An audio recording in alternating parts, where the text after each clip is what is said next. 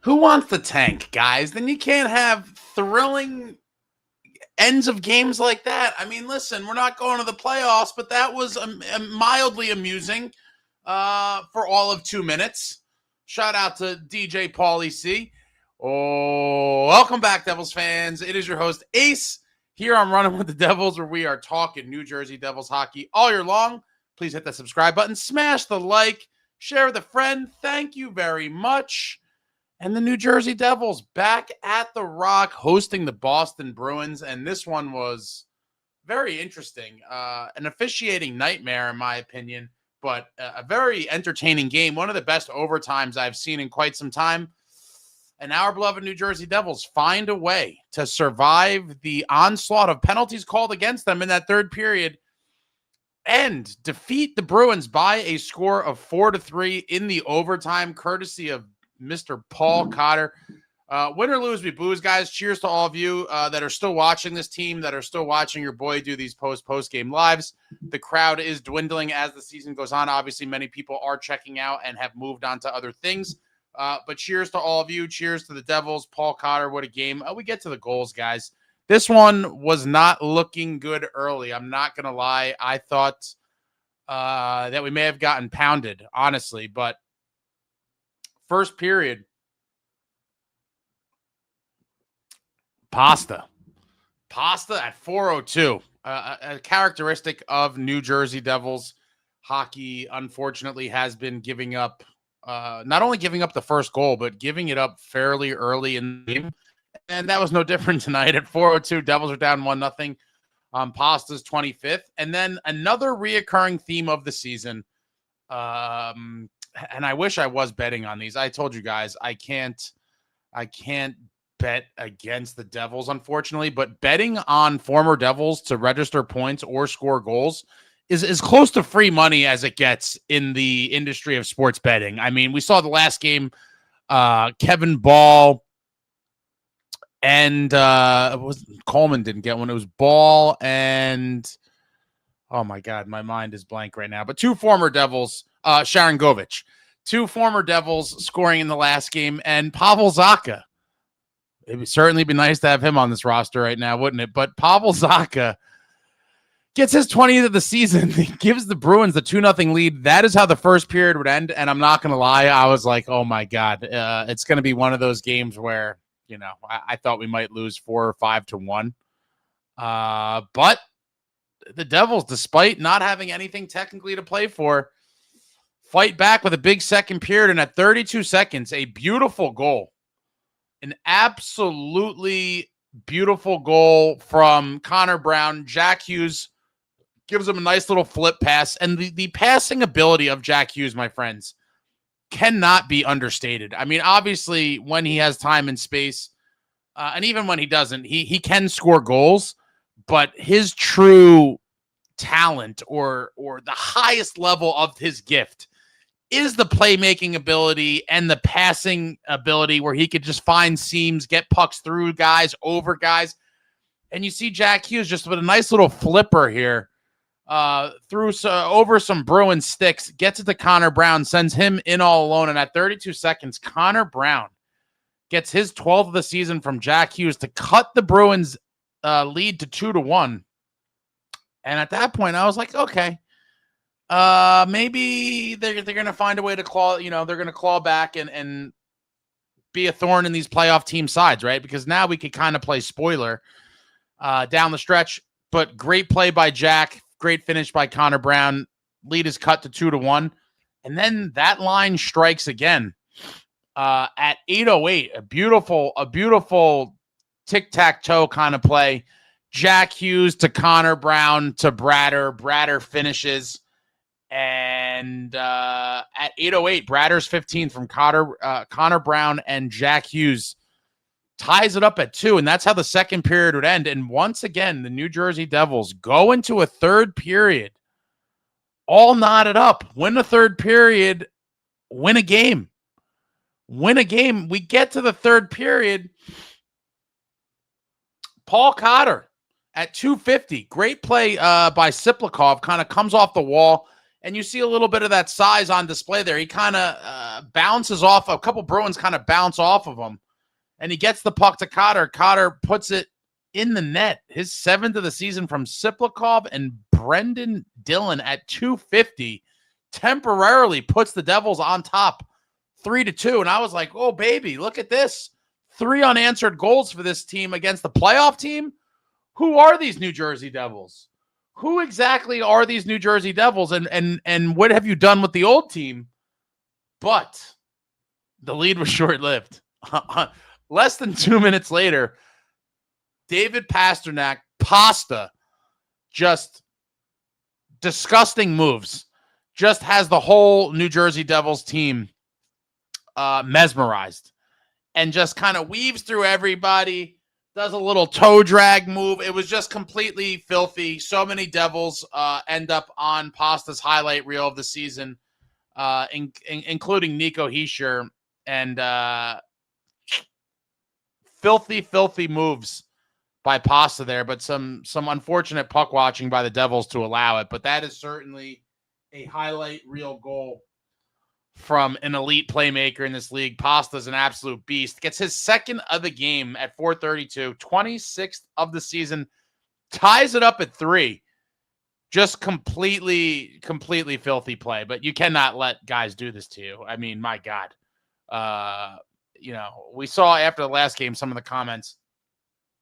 It seems like Devils coach Sheldon Keefe is not trying to focus on negative film, but my God, a lot of negativity could come from that Pasta goal, because that just cannot happen. But all tied up at 3, we go to the overtime, and Jack Hughes was just wreaking havoc all over the overtime session. I think he must have played. He had to play at least probably 3.5 minutes of the overtime frame. Set some guys up, had a couple chances, but in the end, Devils just completely dominating the overtime. I think Markey made a couple saves, but the Devils overwhelmingly in the ozone just attack, and then finally, Jack Hughes. Another 3-point outing for 86. Dougie to Jack to Paul Cotter, sends in Paulie Cotter on the breakaway. And you know what Paulie does on breakaways? He finishes. Oh, he finishes. And Cotter gets his 2nd of the game, 8th of the season from Jack and Dougie with just under 7 seconds left. The overtime winner. Love to see it for this team. For Paul Cotter specifically, he's had a rough season.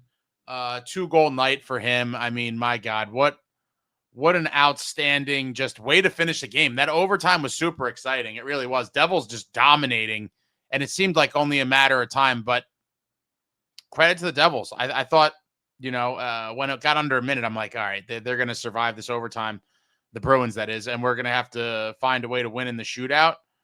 But Devils just never turn down the gas and come up victorious, courtesy of Paulie Cotter's breakaway. Shots on goal, Bruins 22, Devils 34 shots on goal.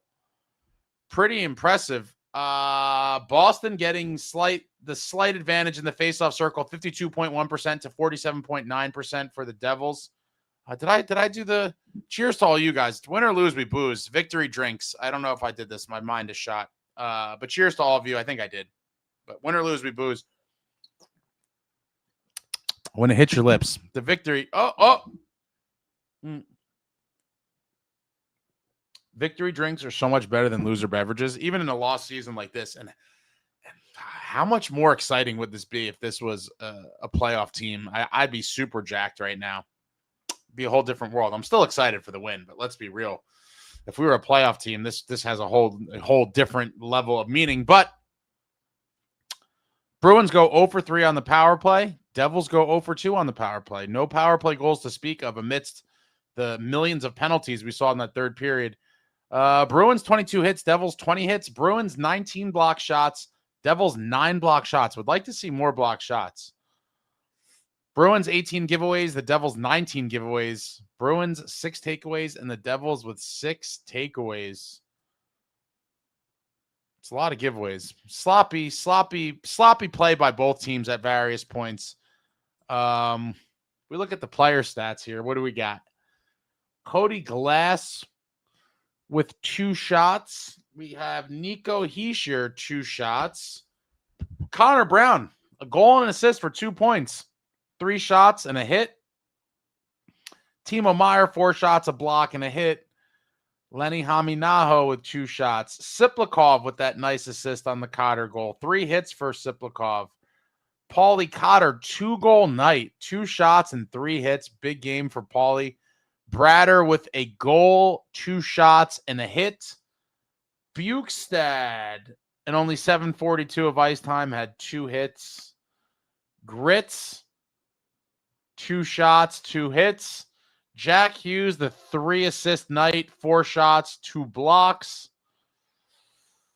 Mercer, a shot.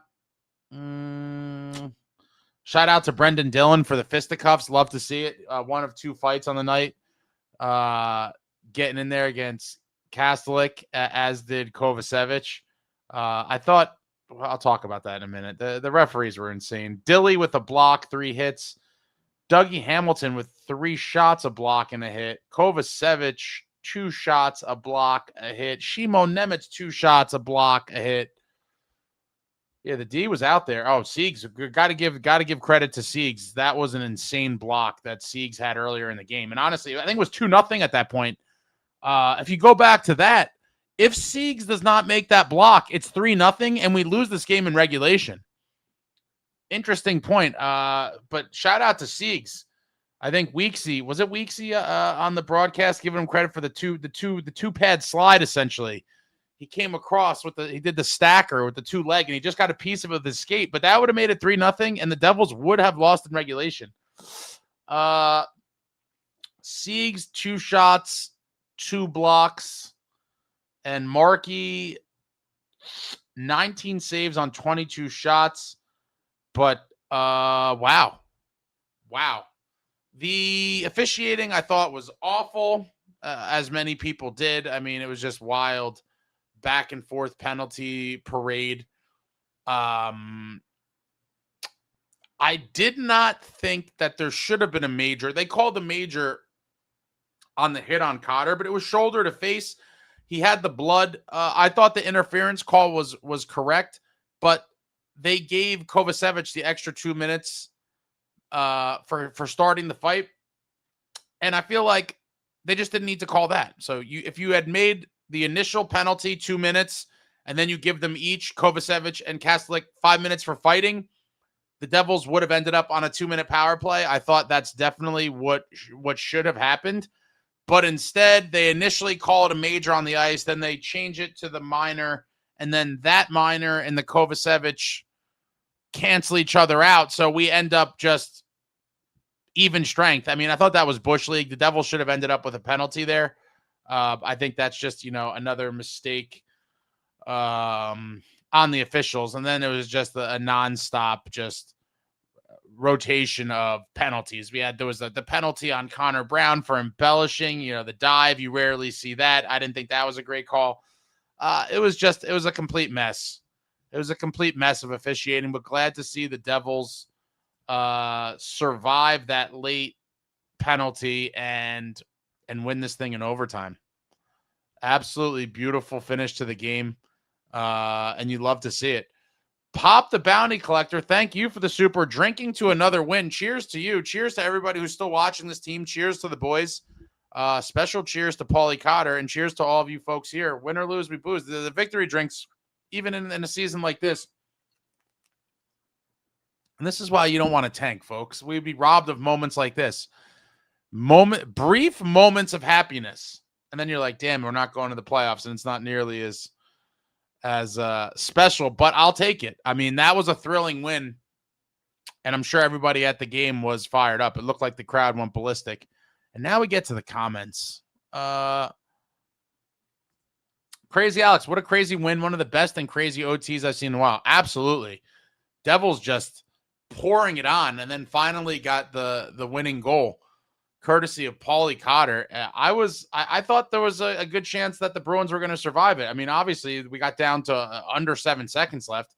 I was like, damn, after dominating a whole overtime session, we're going to have to win this thing in a shootout. But no, they sprung Paulie Cotter for the breakaway, and he handled his business. Amazing. Shout out to the Paralympic hockey team winning gold as well, completing the sweep and the full USA ownership of Canada in hockey. Some sorry news came out today, and I will maybe I'll talk about it later, maybe. But the World Cup in 2028, pathetic that there's not a single game going to be in the United States. Canada and Czechia, awful. Vecna Fitzgerald, what's going on? Austin, Devils Den 3009. I'm still at work. What did I miss? You missed an exciting finish to an interesting game. Devils depriving the Bruins of an extra point they would have loved to have. David Chimes says, just need to go 14-1 to make the playoffs. 15-0 to be sure. Oh, boy. Oh, boy. Justin Smith, hit the like button, you heathens. Thanks. Smash the thumbs up. Vecna Fitzgerald, good to see Kotz roll with those silky mitts. Yeah. Probably the first guy you would want in that spot on a breakaway. If someone said you could have a guy on a breakaway with under 7 seconds left in overtime, who would you pick? I think I'm going Paulie Cotter every time. Swamp Fox, not the first or last time a hockey score app screwed up. Human error or wishful thinking. I'm not sure what that was in reference to. Honky Lips, keep winning and end on a high note. Maybe knock off another team that they missed the playoffs. Misery loves company. Let's do this. Yeah, they could play spoiler. David says, glad we played spoiler 2 games in a row.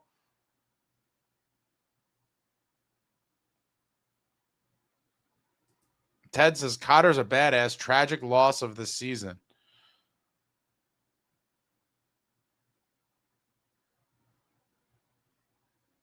Jason says, it's super apparent how soft this team is.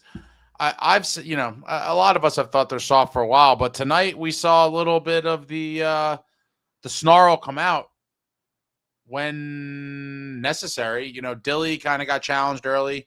He didn't hesitate. He was in the middle of Kastelic and Jeannot. I'm glad he didn't fight Jeannot. Jeannot is a real Sasquatch, but and then when Cotter got hit with the shoulder in the face, Kovacevic took him to task. It was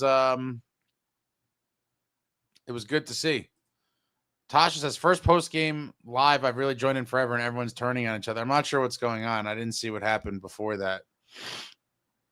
David Chimes says, Cotter playing to stay. Yeah, he's one of those guys that I think a lot of us are kind of unsure about, and maybe to this point the team is as well. They're going to have to make some decisions for the bottom 6, and is he a guy they are going to want to bring back, or are they going to look to move on, and go in a different direction? Will be very interesting to see. Tasha says, trying to ruin the tank. The players are never going to tank, folks. That's the thing. Everyone talks about tanking. You're never going to get players because, even using Paul Cotter as an example, he's looking to get a contract from the Devils or elsewhere. That's all he's worried about. He's not interested in the team getting a better draft pick. He doesn't give a shit, and he shouldn't. Jason says, Boston doesn't have a ton of talent, but they're physical and big. Well, guess what, Jason? You can say whatever you want. They're sitting in a playoff spot, and we're going to be golfing in a month. Sadly. Cisco Kizazaka never disappoints, unfortunately. Devils Den, why do I miss the best games? I mean, let's be real, Austin. It was an exciting finish, but what does it really mean in the grand scheme of the season? All right, people are fighting in the chat. I don't know. Oh, man. World's Worst Gamer, Siplikov going to be given a contract extension by Fitz for $5 million per for good play lately. That's definitely not going to happen. I promise you that will not happen. Pro Bolt says Fitz ain't going to be here after the season. I'm not so sure about that. I hope that he's not, but I think there's a very good chance that he is. Ryan got called out for having a lightning profile picture. So I guess he says, I'm going down with the ship, but I'm rooting for Tampa to win the cup this season since it's already clear the Devils aren't going to make the playoffs. Can't argue with that. But, in no particular order, the teams I would like to see win the cup, Buffalo, Islanders, Wild, Oilers, Sharks. That would be my list in no particular order. World's worst gamer. I guess we could dream about it. 87-88 Cinderella run to the finish, and we make the playoffs. It's just never happening. Crazier things have happened, sure, but I can't even allow my brain to entertain that as remotely realistic because it's not. Joe Mama says Paulie C had a game. Yes, he did. 2 goals and the overtime winner. Love to see it for Paulie Cotter. You guys know I'm a Cotter guy. Tasha says, I could totally see us firing Fitz and hiring Stan Bowman. I certainly wouldn't want Stan Bowman. There's plenty of people I'd rather have over him. Rich Not Famous says, Cotter's nickname for Siplikov is amazing. Calls him Typo. Yeah, I've heard them talk about that on the broadcast. Tasha says, what's up with all the offense lately? More than 1 or 2 goals. Maybe it has something to do with the fact that these games are essentially meaningless now and they're not feeling the pressure. I don't know. I mean, we can kind of toss out theories as to why that is. And maybe it's, the pressure's off and the guys just aren't, maybe gripping their sticks as tight and they're just playing a little bit looser. Jason said Pasta's toe drag was so slow. I mean, my God, I don't know how you allow a guy to do that, but that is highlight reel stuff. Swamp Fox said Markey left the net open on Pasta's second goal. I mean, he just kind of put our whole team on his highlight reel there. Just that toe drag was sick. While he was doing it, I'm like, please don't end up while it was happening, I'm like, if he scores here, this is going to be a filthy highlight reel goal. And sure enough, it happened.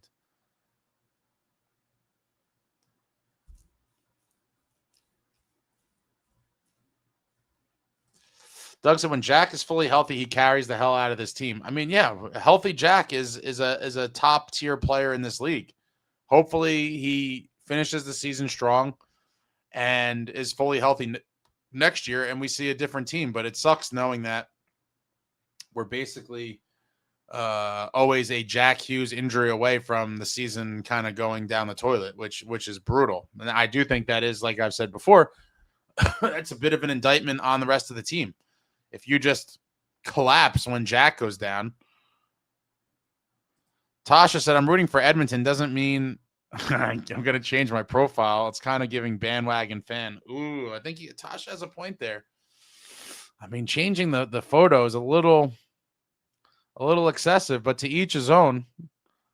Joe Mama says, every night I pray the rumors about Fitz getting fired are true. That makes a lot of us. Justin said, world's worst, still mad that the U.S. won the gold medal. Joe Mama, Jack is unstoppable 3-on-3. I mean, clearly one of the best 3-on-3 players on the planet. The more ice Jack Hughes has, the more dangerous he is. And obviously, that was completely on display in the gold medal game, obviously, with the golden goal. But yeah, Jack with open ice is just a different species. Damian Wayne, if it has not been abundantly clear, it is now. The NHL is a thing against the Devils and pays the refs against us. That hit against Paulie should have been a double minor, if not a major. I don't know.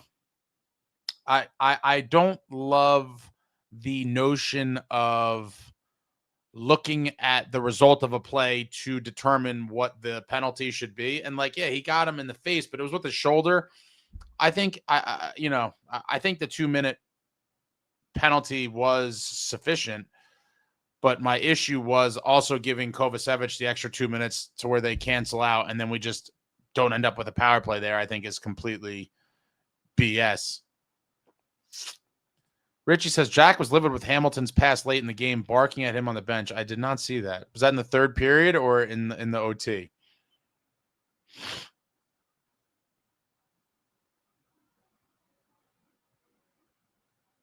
Tosh said, I think I watched that Cotter highlight like 6 times. One of the most incredible highlights I've seen in a while. It was a great finish. What's going on, Devil Heaven? World's worst gamer, only 20 back in Carolina for first now. Oh, boy.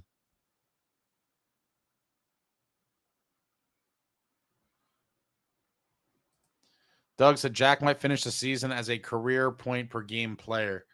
That will not happen, Doug, but he'll get close. I think he got his 400th point tonight in his 414th career game or something. So, I mean, pretty soon he'll probably probably my prediction would be early next season is where he kind of catches that, where he has as many points as games played. Yeah, 19 giveaways is crazy. Tasha, Jack's about to be our team's leading scorer for the season. That's embarrassing. The guy missed 20 games. Yeah. Especially, on some teams you would expect it when the fall off, like from your top guy to the next guy, is so dramatic. But with the players we have, given the amount of time that Jack missed, he should not be leading the team in scoring. But let's see. He will finish the season that way, I'm sure.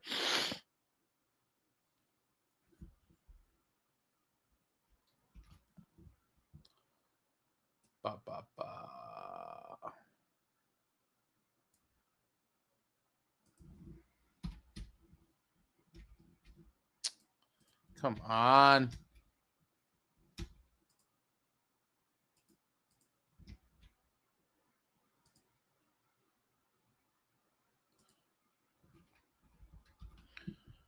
Bear with me 1 second here.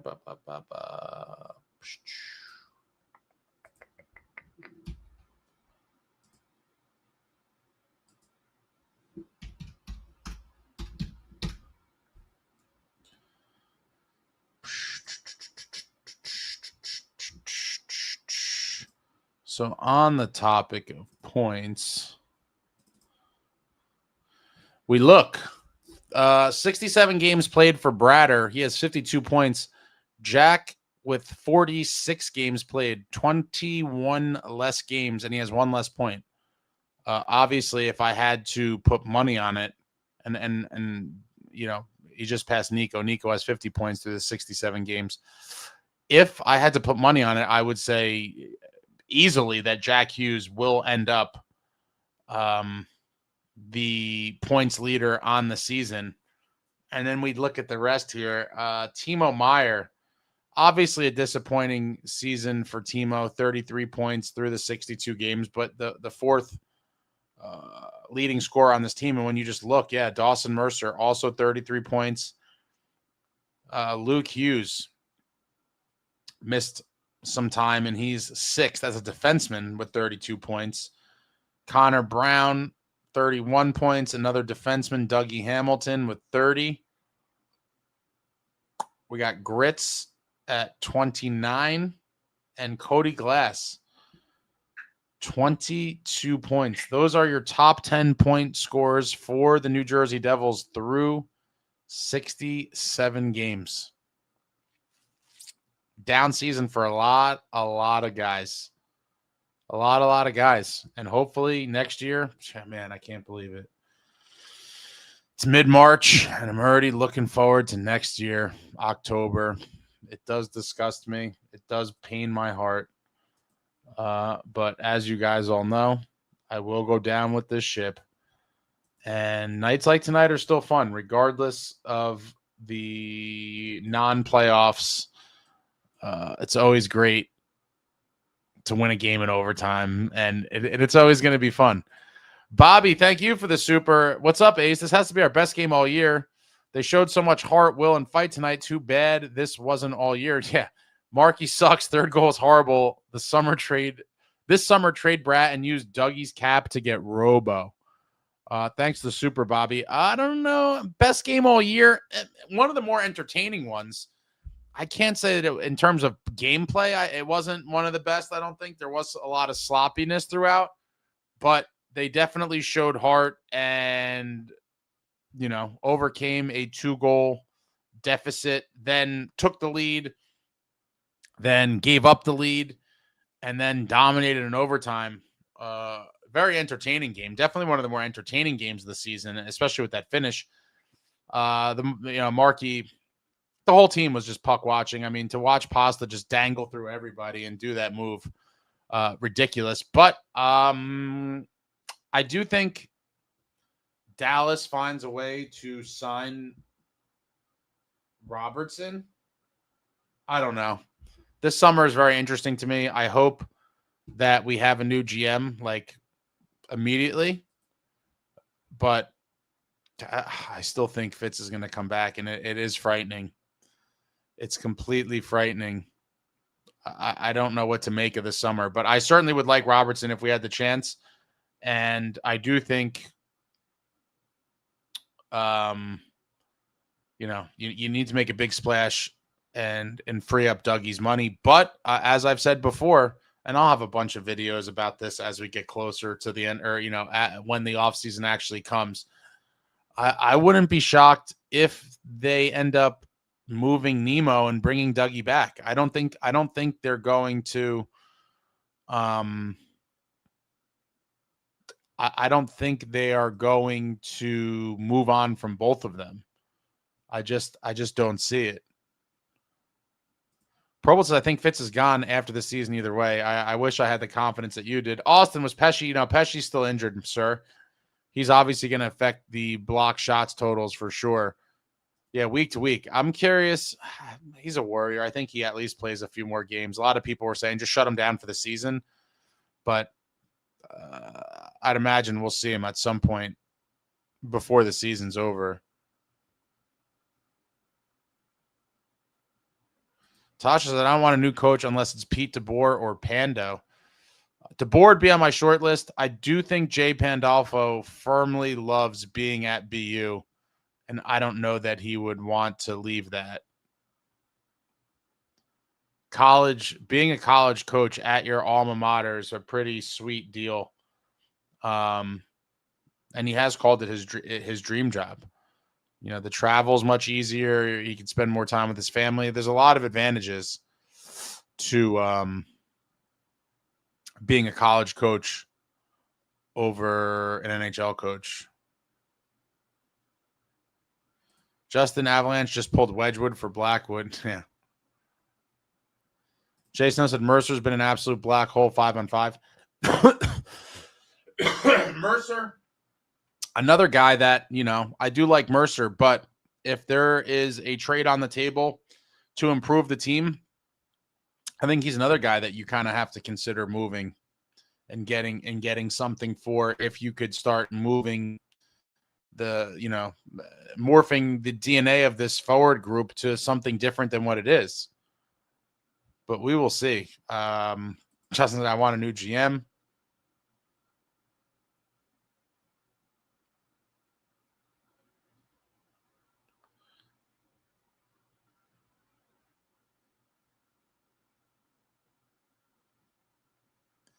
Probolt says we'll probably get a new GM this offseason. I'm not sure why you're so convinced. Brian says, cheers, hell of a win. It certainly was.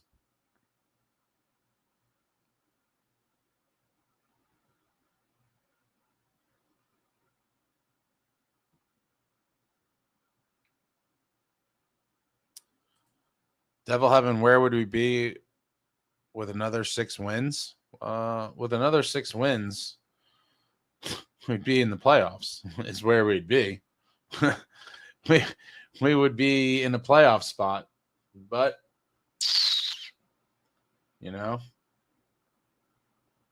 too little, too late.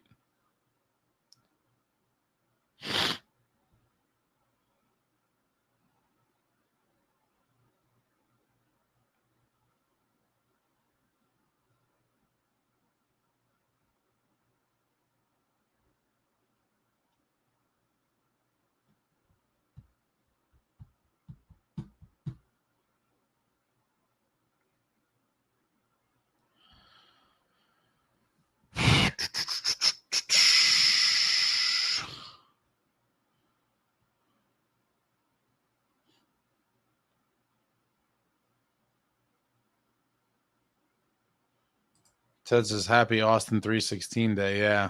I saw a lot of funny posts about that. For those that were old enough to be watching during the Attitude Era, Stone Cold, what the height of peak Stone Cold during the Attitude Era of WWF was must-see TV. Now, I like normal people kind of graduated on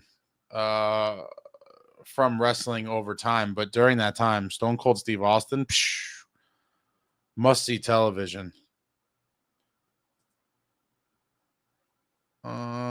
World's Worst Gamer says my tankathon has us ending up with the 10th pick. I mean, listen, we need to trade that pick no matter what. I really don't care where we end up with the pick. Trade it. Win now. Birch says, brutal when the broadcast isn't on MSG and I miss shit like this. Oh, well. I like MSG broadcast better. I actually posted on X about this. People were all over the board with it. But in the end, I don't really love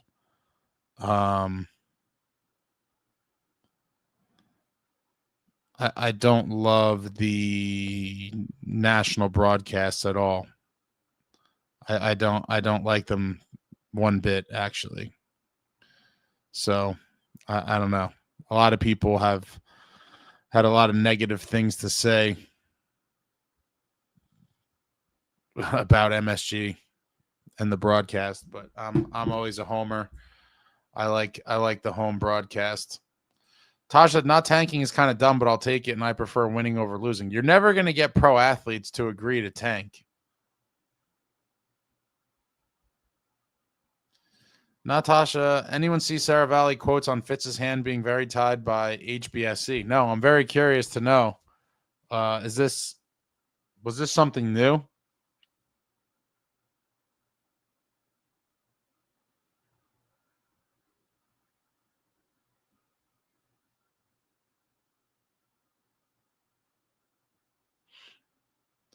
Yeah, I missed this. Jack Hughes yelling at Dougie. I need to. What period was this in?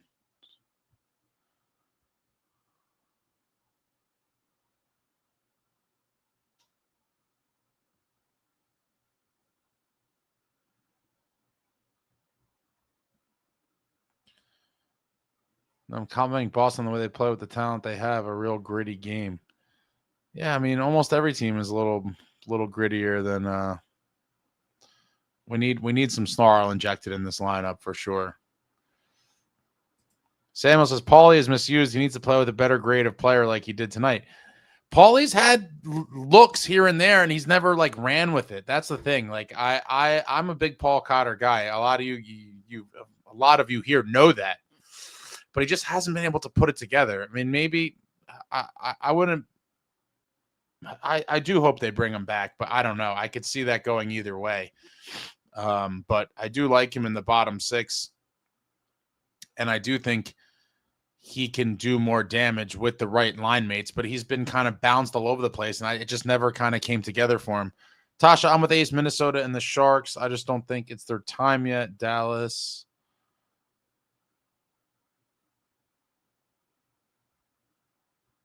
Jason said it depends on what Cotter wants. He's easily a replaceable fourth liner for sure. I mean, he's not going to want a ton, I'm sure. You know, I don't know exactly what, but probably not much above league minimum.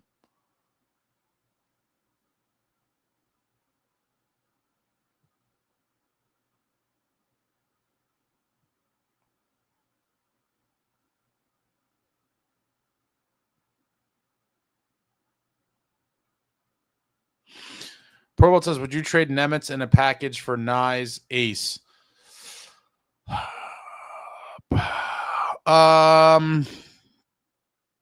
I would, only if you couldn't get something bigger, though. I would swing for the fences and literally try everything I could to get Brady Tkachuk first.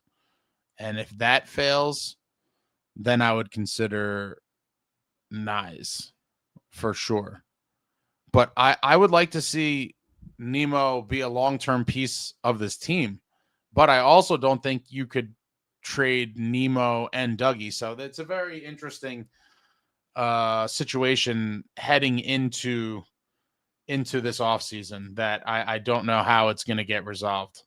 I mean, and I hope it's not Tom Fitzgerald that is the one to figure this out. But I just can't see. Yeah, if he's still here, I mean, anything's possible, right? But the fact that, you know, he tried to trade Dougie multiple times and then was basically like, we weren't trying to trade Dougie, like, and trying to acted like the reporters were crazy for asking about it after the fact on deadline day when he did nothing. I don't know. We're living in this bizarro land situation with Fitz, but I personally, unless it's mega, I am a Nemo guy. You guys know that. I would like to keep him, and for him to be, here long term. I think he is very capable of being a big time contributor for this club. And I think him and Luke, whether they're a pair or not, would be great pieces of the blue line for a decade plus. Now, if you could get a guy like Brady or something and they're demanding Nemo, I do it without thinking about it. Nyes, I like Nyes. I don't have him obviously in the same regard as I do Brady or a guy like Tage. I mean, Tage, I'm just using as an example. Like Buffalo is now probably gonna, you know, end up going on an actual run here, and so all that talk is out the window. But for a bona fide impact piece, I would do it. Nyes, I definitely consider, but it would be difficult because I am a Nemo guy. Bobby, thank you for the super. Team is getting 2 new jerseys this summer, fall. Should I get grits or hammy? Do you mean, is that for Haminaho? I'll probably get Cotter or Pesci for the second.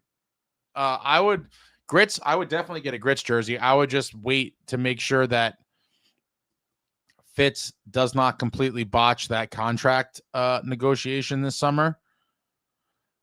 But assuming that gets done, a grits jersey would be a great one to have. And Haminaho or Pesci, I mean, Haminaho will probably have a longer shelf life, or at least a longer shelf life as a current player than Pesci, but you can't go wrong with any of those.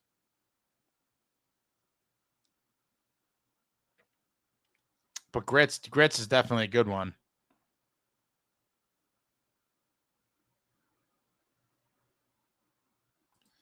Tasha, the World Cup of hockey cities are interesting. I was hoping to get out there if there was a U.S. city. That ain't happening. Yeah, it's wild to me.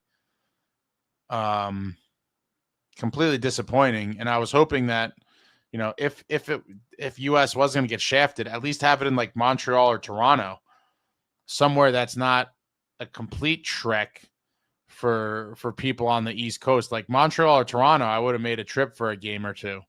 Western Canada, I'm out. I'm not going to get any international hockey until the Olympics, I guess, 2030. Nice. Let's go. Nice, France. I will be making my return, hopefully. Devils then. Austin says everyone thinks the refs are against them. Literally every fan base says this. That does seem to be true. But does every fan base have the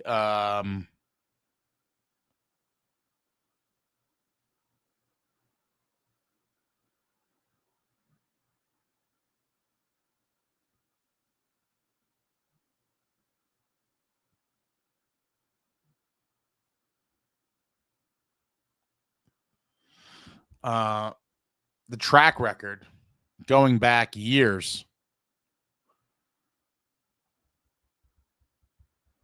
Hold on, I gotta do something.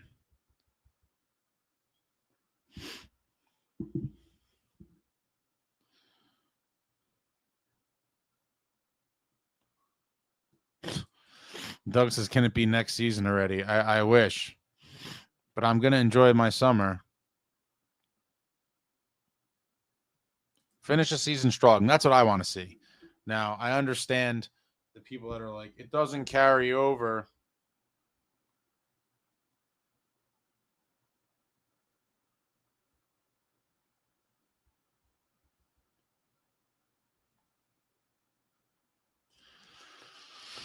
I get that, but as I've said before, I do think that missing the playoffs, and obviously we're missing the playoffs now, so it's different, but I do think that missing the playoffs in 23-24 did severe damage to this group, and just losing in general is just not good.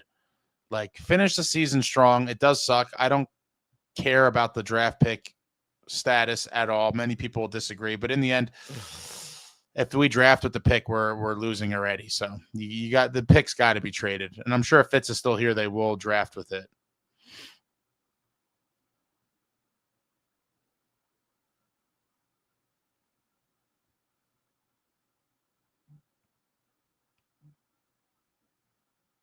Pro Bowl says if Nemitz wants a Luke type of contract, then send him in a package for a player like Nyes.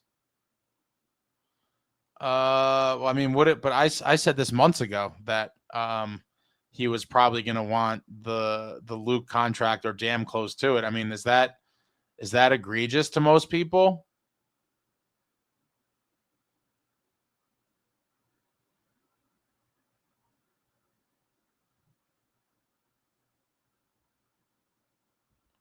I don't know. I mean, given where the cap is going and what they paid Luke, I don't think it's that crazy.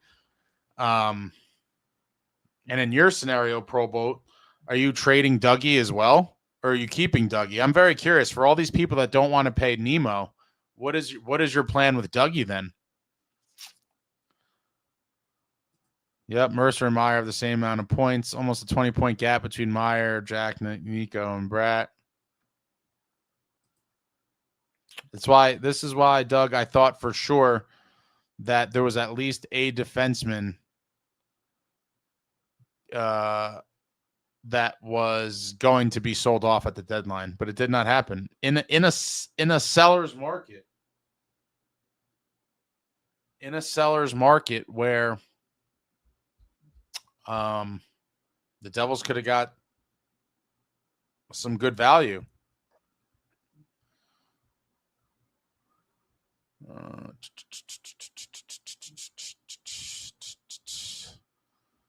Let me scroll here.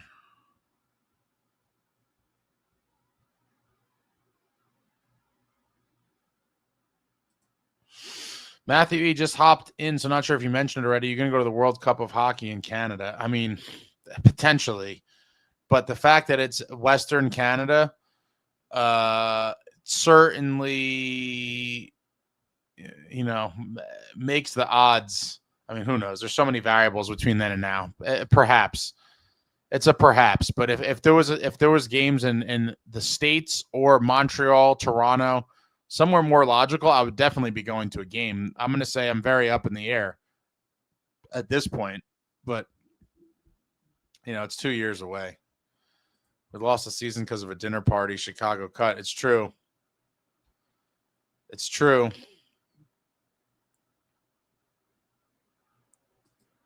Rendich said HBSE is private equity, bros. I'd be shocked if either Keefe or Fitz are fired. That would hurt the balance sheet too much. A lot of people have kind of speculated that.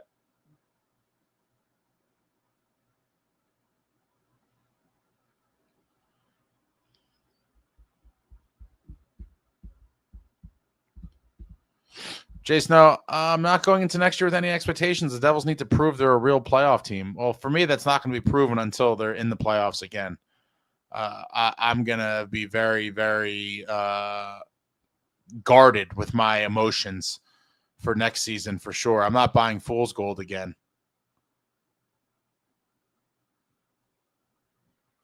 I will not allow myself to be duped. Doug said the first round pick and Hamilton are must trade chips this offseason, in my opinion. But I think you're right, Ace. I can 100% see Nemitz being traded. Yeah, I can too. And we draft with the first round pick. I mean, if Fitz is here now, a competent GM comes in. I my faith is restored somewhat.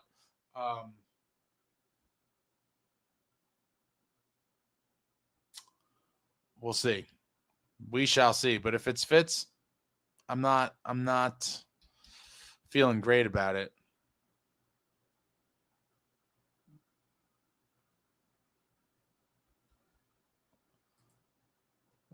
Every other year, Devils playoff curse. It's true. Still haven't made back-to-back in ages. Yeah. Been forever. Alan A said, no, it will not happen, but this team needs a coach like Torts. I love Torts. He would whip this team into shape, and if not, he would bench who needs to be benched. I believe that. I don't know if this group could handle him, but I've always been a Torts guy. Doug says we'd be in the playoffs if we didn't go on so many extended losing streaks. We would. Or if we had a GM that could see issues when they first happen and do something about it. I mean, yeah, it's just unfortunate.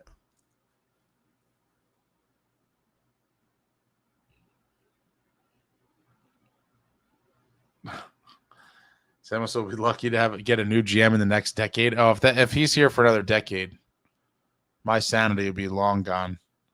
All right, I got to try to catch up here. You guys are very chatty.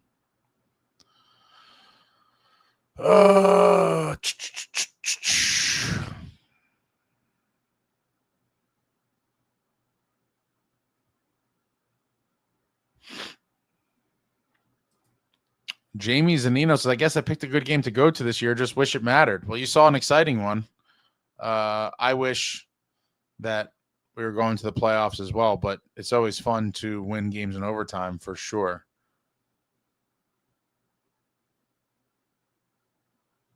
Doug said, it'd be great if Jack, Bratt, and Luke all gained 10 pounds of muscle mass. That'd be nice.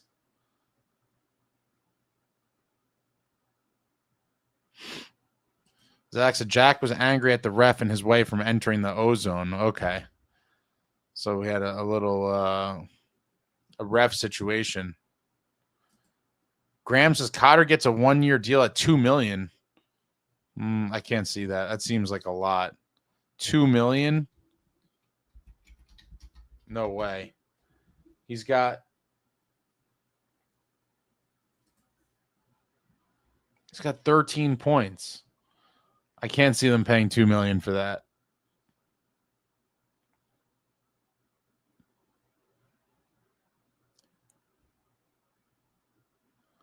No, I don't think they are either, but I'll still fantasize about it because I do think you could force Ottawa's hand by just offering some insane deal. And if he gets, I'll tell you this, if he gets traded somewhere other than the Devils, no matter when it happens, I will be livid. Yeah, you can't pay that much for the decor, which is why I do believe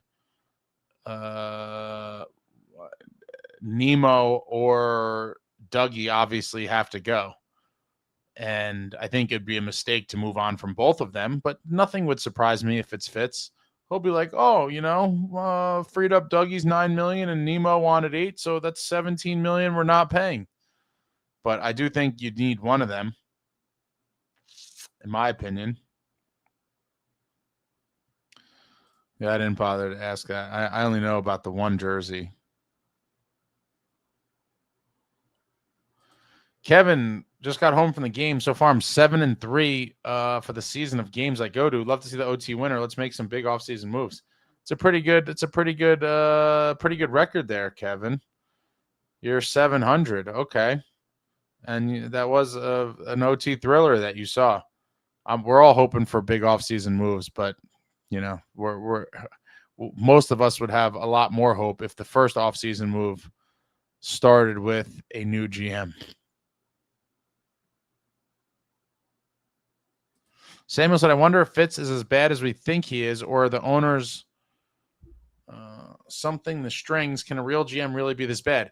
There's no way that the owners are involved in every single thing that happens, right? So in the end, I can never say that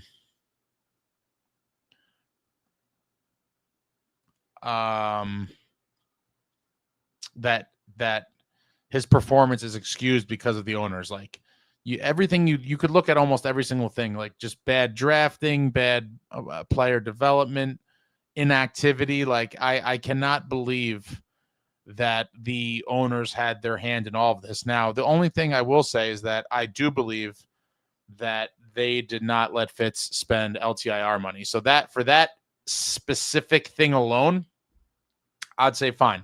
That probably was an ownership kind of initiative. But for all the other things, yes, a GM can really be that bad, and I will not give him a pass whatsoever, and say it's the owner's fault. There's no way. The LTIR thing, fine. Not spending LTIR money, I'll blame the owners for that, but everything else is just Fitz ineptitude, in my opinion.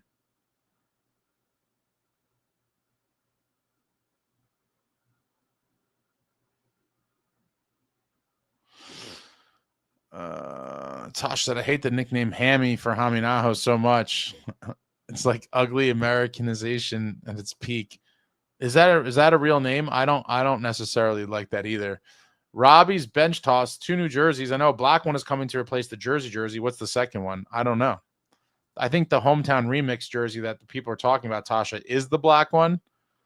Graham says, I don't think 2 jerseys has been confirmed. I haven't seen that either. Austin, Ace, I know how much you love Brady. Did you hear their comments about if someone took out their best player, they would intentionally take out the other team's players?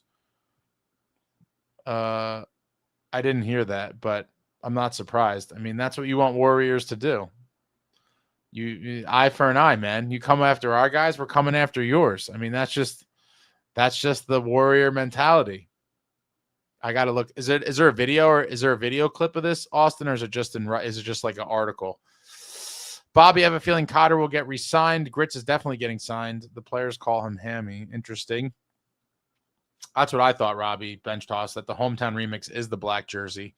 But I don't even know if that's been confirmed. There's a lot of rumors and stuff. Pro Bowl, Brady isn't leaving Ottawa, nor is Tage leaving Buffalo. I don't think Tage is leaving Buffalo. I still think there's a chance for Brady to leave Ottawa. Nyes would be the next best option. Possibly. It could be. But I would certainly still try to force Ottawa's hand. Jason, they have to make a big move this offseason if they want to be a serious contender. Completely agree. The time to win is now. It starts with trading the draft pick. If they draft in the first round, I'm going to be furious. And I know a lot of people disagree with me, but I don't care. The time to win is now. Time to win is now. Justin says the New Jerseys better have green on them. I'm so over that. I'm so over the green. I wouldn't care if we don't see it ever again, to be honest. Yasuo, Phoenix, World Cup of Hockey cities are so dumb. Why not Detroit? Why not anywhere in the States? I would have settled for anywhere. Detroit, Chicago, New York, Boston, even though Boston just had the 4 nations, but anywhere. And the NHL completely controls this. So it's pretty ridiculous, being that the United States just completely snatched Canada's soul and won the gold medal in every single hockey discipline. And now you're having this World Cup in 2 years and they don't get a single game on United States soil. Pathetic. Bobby says the league announced all 32 teams are getting a special jersey for some sort of occasion. So I don't know if that necessarily means the Devils' new 3rd jersey would be separate from that, but it could. That'd be interesting. Benjamin says we have too much brittle for an 82-game run. Wash, rinse, and repeat. If nothing changes, nothing changes. That's kind of where I'm at. Jay Snow, I would love Nyes, but he's only 23. I don't think he's going to get moved. Bobby, I may be the only one, but I'm excited to see McEwen play next year. He's what we need on the 4th line. I like McEwen, but I don't know if he's going to be signed. His deal is up at the end of this year, and he's literally played 3 or 4 games for the Devils this year. I would like to see him brought back. I just don't know. He played 3 games. Big body, he could skate. His injury is obviously pretty serious. I don't know. If I had to predict, I would predict that we don't see him back. But I was very excited about him too. Such a shame. Such a shame.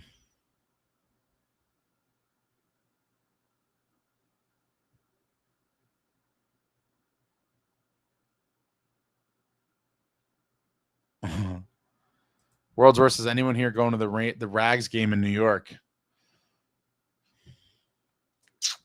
Wild, that's only the second time. Second matchup of the season. It's in March.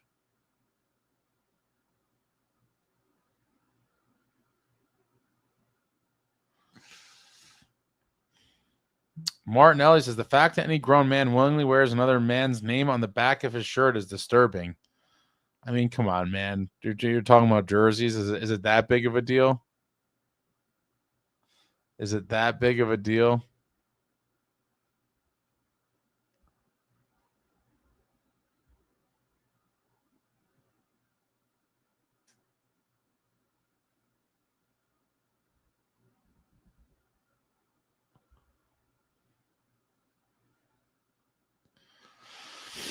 Tasha said, if Jack Hughes is not the USA captain for World Cup of Hockey, I will riot. Oh, it's definitely not happening. He's not going to be the captain. There's several guys that would be it over him.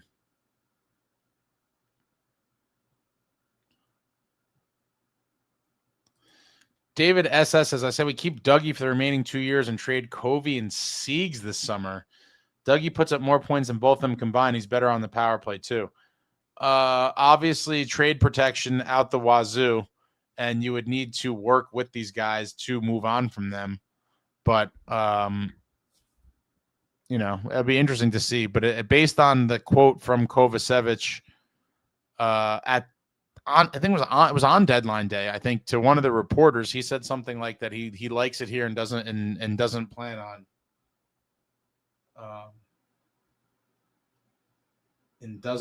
on waiving his trade protection. So I don't know that that's very likely.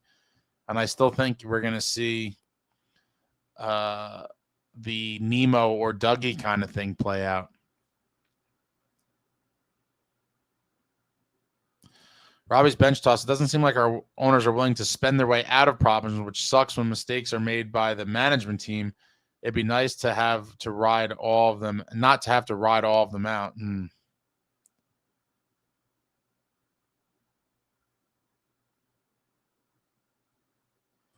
David says Nemitz isn't getting traded. Let's be real. Fitz couldn't trade Dougie or Mercer for the last 2 full seasons. He's not moving Nemitz. The reason why I think there's a chance he might is because of the pending, contract negotiations.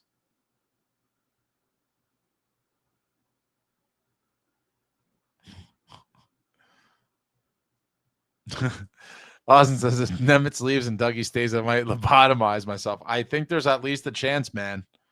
I don't want to see it happen, but I think there's a chance. Vector Fitzgerald says Torts would break this team in half. I do think he could be a complete shock to the system of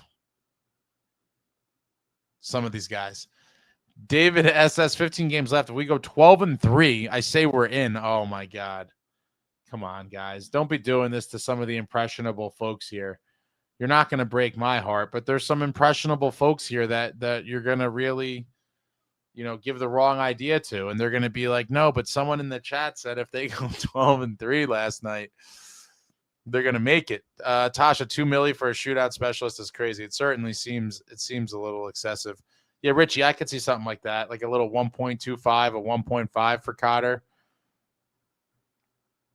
Jeremy Proper, I missed the game until Koch scores. What did I miss? It started 0-2. Yeah, it looked like one of those nights. Down 2-0, but the boys found a way to claw back. Alan says, Ace, it makes you wonder how long before this team is a consistent playoff team year after year, like in our glory years. I thought that 22-23 was foolishly, again, Alan, foolishly, I will say, that at the time, I thought 22-23 was that season. I was like, damn, we finally got out of this, or we're finally, seeing the reward of that decade-long rebuild, and now we're going to be a perennial contender. And how wrong I was. All of the negative people, the negative folks, both Devils fans and others that said the 22-23 season was kind of a fluke outlier, have proven to be correct. They've been proven to be absolutely correct. That was the outlier for this group, and the real, or whatever you want to call it, baseline of this team is one that is just a struggling, not great team. Not a great team. Collect Record says, if they dump Fitz, is it announced the day the season's over? Oh, man. It's hard to say because nothing that has happened makes sense to me.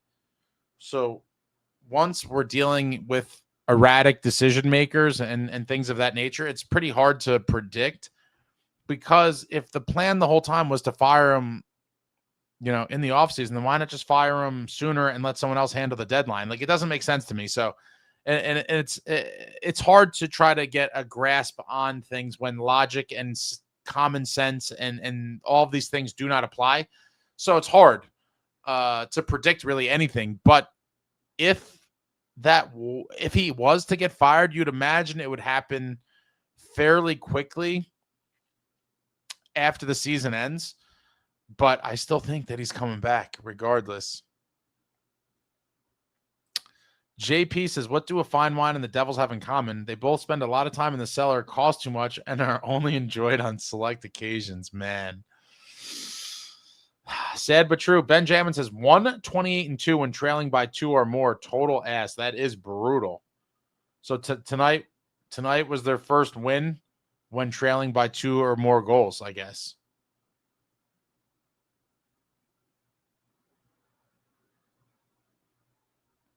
Yeah, I would say that within a week or so.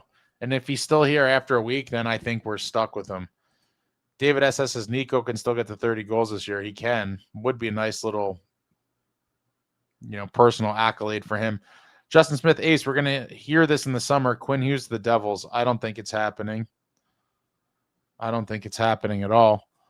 Michael says, what do you think about Matthews' hit by Gudis? I think it was a dirty hit. I mean, it happens in the game sometimes, but it was definitely dirty.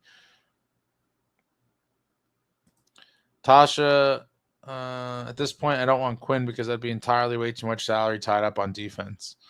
Well, you don't know what the other moving parts of this whole equation would be. But in the end, Quinn Hughes is a game breaker, and I would not mind investing whatever it costs to get him. But I just don't see it happening.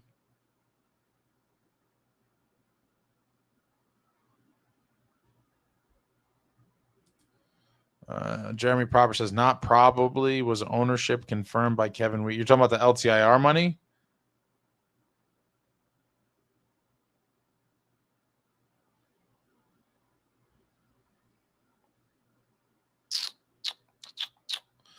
Collect Records says, so if there's no word after the first week, I guess we assume we're stuck with him. You never know, but that's kind of where I'm at. If he's still here after a week, I think it's over because, why would they wait longer than that? I hate to say it. I think he's back, but Richie says, would love it, but what we will hear is Quinn Hughes signs a 6-year extension with Minnesota for $48 million. I think that's a pretty good prediction, Richie. I think you and I are in lockstep, as they say, about this. I think Guerin finds a way to keep him there. The 3 years makes sense to line up his free agency with Jax. And I think, a $15-16 million cap hit also makes sense. And that's exactly where that would land. John Fay, I agree with that. An eye for an eye, a player for a player. Absolutely. You take our guy, we're coming after yours. David SS, Ace, are you married or do you have a girlfriend? And if you do, is she a hockey or Devils fan? I am not married and do not have a girlfriend. I am a single man. I'm a bachelor, as they say. Tasha, Brady is legit the heart and soul of the Sens. Yeah, but at some point, he's probably going to want out of there. He's an American kid. Things haven't gone well for the Senators. And he's probably going to end up in Florida with his brother, and it's going to kill me to see it. Tasha, hit the like if you want Fitz fired. Thanks. And just even if you don't, hit the thumbs up anyway. Justin says Quinn Hughes won't sign in Minnesota. They can't win in the playoffs. So you think he's more likely to sign with a team that can't make the playoffs than one that you're claiming can't win in the playoffs, even though we don't know that yet. With him there, we're yet to see. I would like Line at the right price, Doug. A lot of people are hating on that too.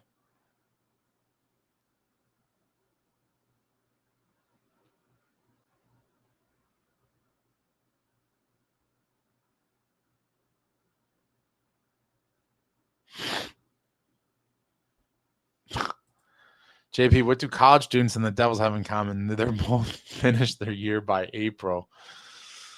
Oh, man. Tasha said I'm over the green, too. I really thought I was the only one. Yeah, I mean, they just did. It was just the go-to thing for so long that – and I like the reverse retros, too, David, but it's just at this point now I'm like, I don't need to see it anymore. Come up with something else. Or at least give it a rest for a while. Traveling, what's going on? Apologies deposited to Cotter from the other night's comment. Yeah, he heard you talking smack. Traveling, he heard that smack talk, and he's like, I'm going to have a 2-goal night, including the overtime winner. How do you like me now?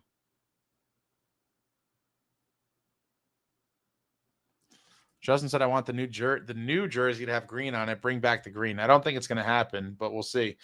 Austin, was a podcast episode they were on when they were discussing the Matthews hit. I'm all for fights and throwing the gloves and beating the snot out of the people, but do we really want targeted hit jobs? I don't have no problem with it, Austin. You know, I'm an eye for an eye guy. I know a lot of people are going to disagree, but when you have something like that happen, the fact that the Leafs did nothing was crazy. But I do think a lot of teams would have reacted in the moment, and it would have been something, something done on the spot.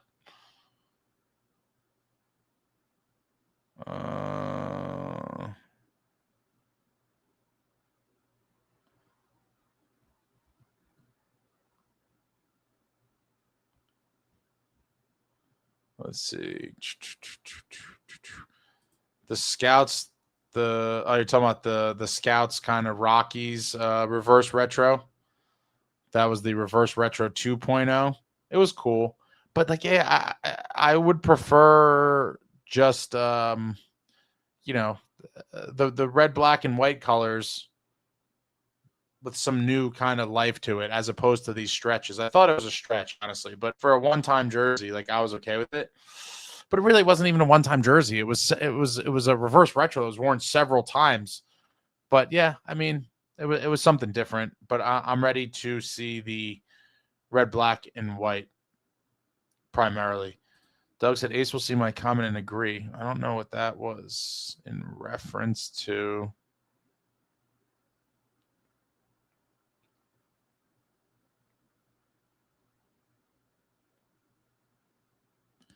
Tasha said McEwen will definitely not be signed. Our fourth line is locked up. Can we bring the Shank back up? He was great.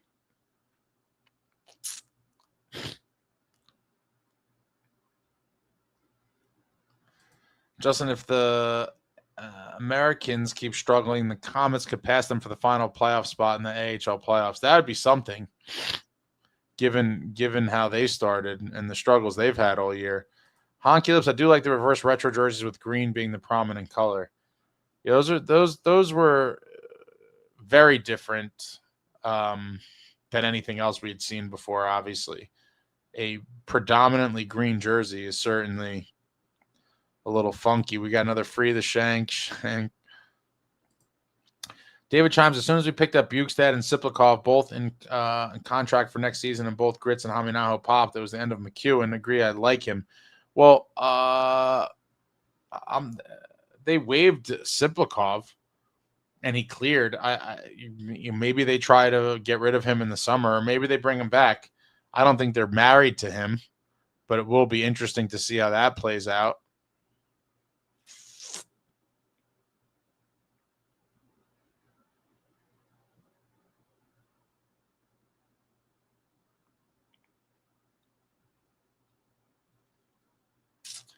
World's Worst Gamer says Mason Marchment, get him. Probably easier said than done.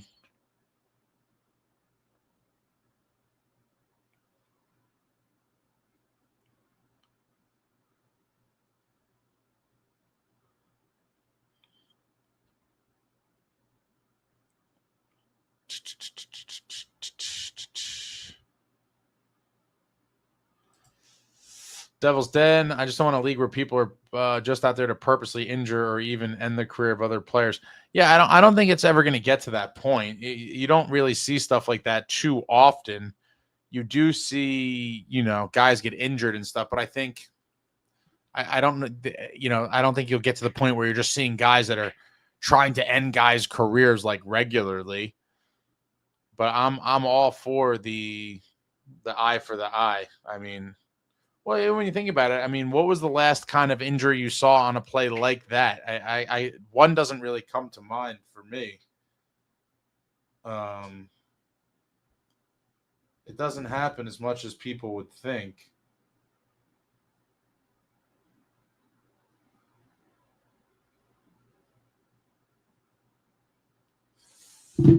hurt my hand. Steven C says 15-0 incoming. That'd be nice.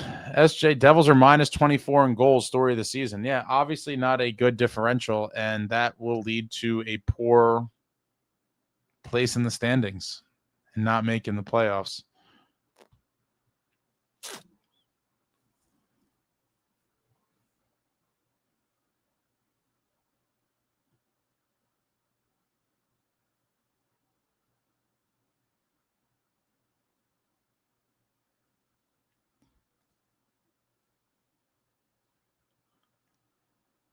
Gosh, the Jack is currently trying to pull a Taylor Hall run and get us into the playoffs.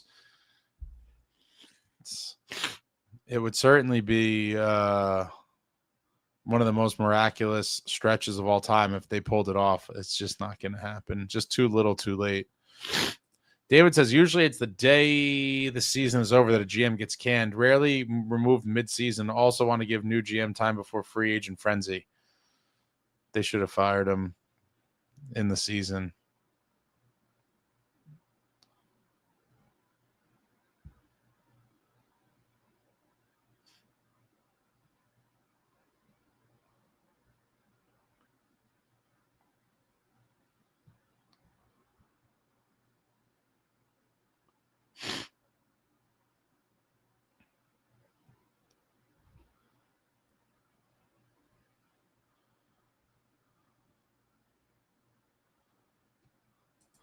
David says, if Fitz does a postseason over presser, we know he's staying.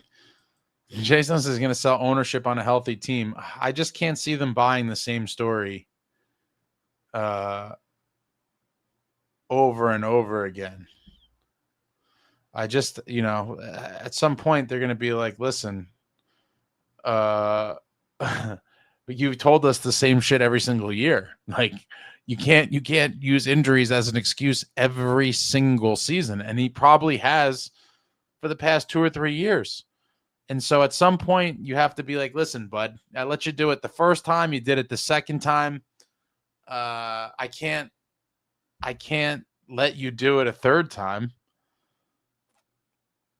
Lockstep.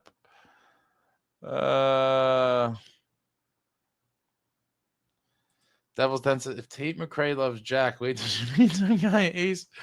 Match made in heaven. Oh boy, I'm an old man. I could be these youngsters' father.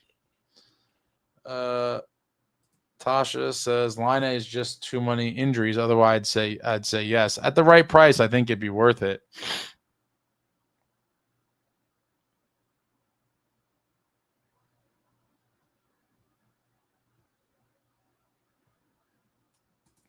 I'm kind of with this, SJ. That Line A with Jack could be lethal. I wouldn't want Line A to be like the move, but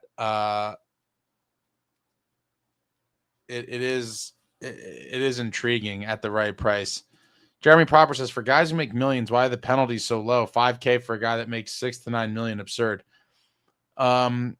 These things are all negotiated in the collective bargaining agreement, and so the penalties, the financial amounts are preset and do not take the the specific player that's getting the fine, their salary into consideration.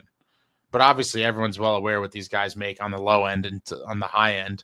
The more money you make, obviously the less you feel a $5,000 fine. David says Line A is lazy and poison. I could see that thought, and Jay Snow doesn't like him either. Never healthy. A power play merchant. His compete level has been questioned. At the right price, I hope to turn that man around. I try him as a reclamation project, but I certainly understand, and it probably stems from just being so beaten down and not seeing any moves that improve this team. That's probably where I'm kind of coming from with all this. But I can understand people kind of not being on board with it. Doug, all it takes is one season to change people's impressions on a player, especially if they're tagged as injury prone. Name one player on the Devils team with a shot like Line A's. Line A's a beast.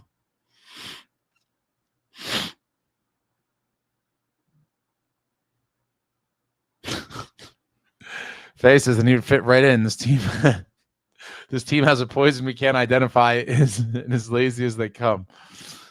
Oh man.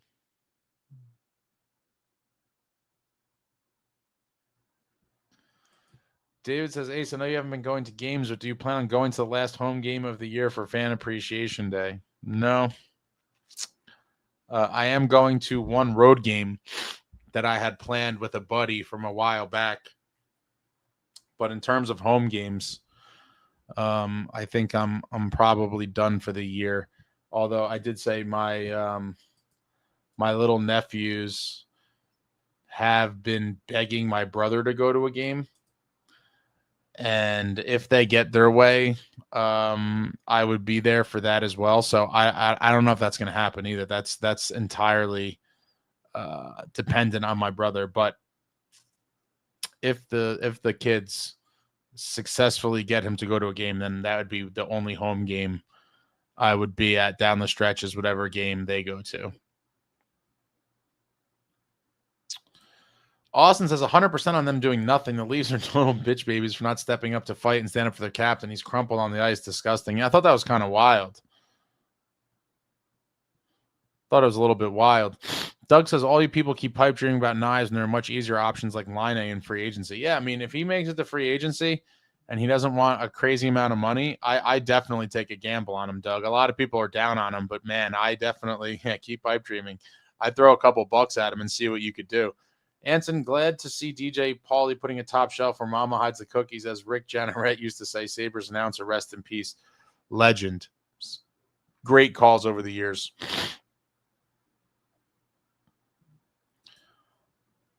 Austin says, I've never been a Scott Stevens guy. Oh, God. That's because it was before your time. You were a wee little baby, I think.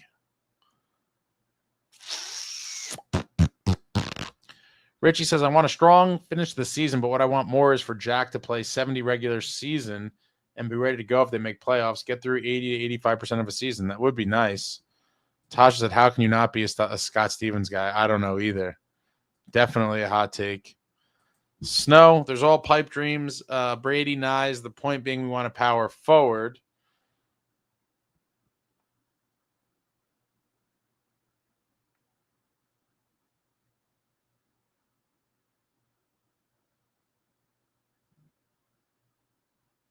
Snow said, I'd rather sign Alex Tuck than Line. But obviously, they're going to be very different numbers. Yeah, with what cap?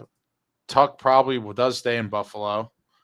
I think everyone would want Tuck, obviously, but I think he's going to – he's definitely getting over $10 million, Doug, for sure. Line, you might be able to get at that low price. Doug's trying to be a little more realistic, and I appreciate that, while a lot of us are dreaming. And when I dream, I do like to say that this is a dream so that people realize – I do think for the most part, any of these big names we're throwing out here are pipe dreams, but I do think Line is somewhat realistic, which is probably why it's intriguing to me, because I do think it is way more realistic than some of these other names that people are throwing out in here. And I do think it does represent a fairly nice upside at the right price, obviously. But I do think a guy like Line is worth a gamble.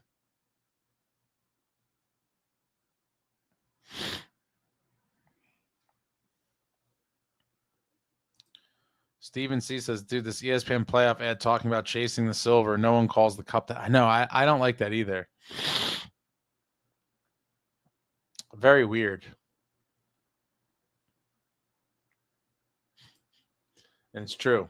The one thing you always got to come back to is we had the inside track on Quinn and did not get him.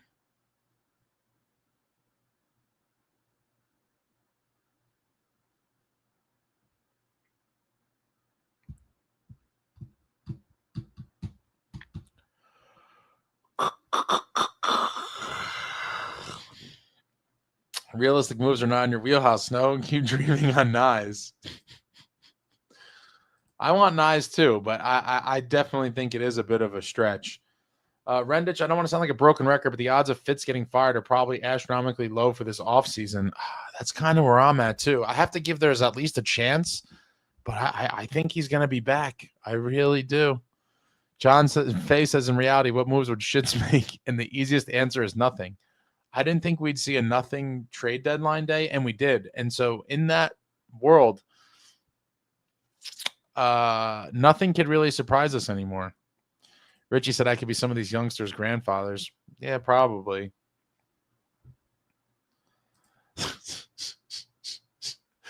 Realistic options at the right price? No way.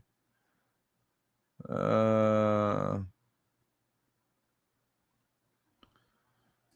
said we all have PTFD, post-traumatic fits disorder. Oh, man. Mason says, Devils win. My boy Paul Cotter. What a night for him. His first OT winner. Go Devils. Yeah, it was a good one, Mason. It was a good one. You guys don't got to fight in the chat. Everybody calm down. Everybody calm down. Justin said, can we get a new GM? This one is broken.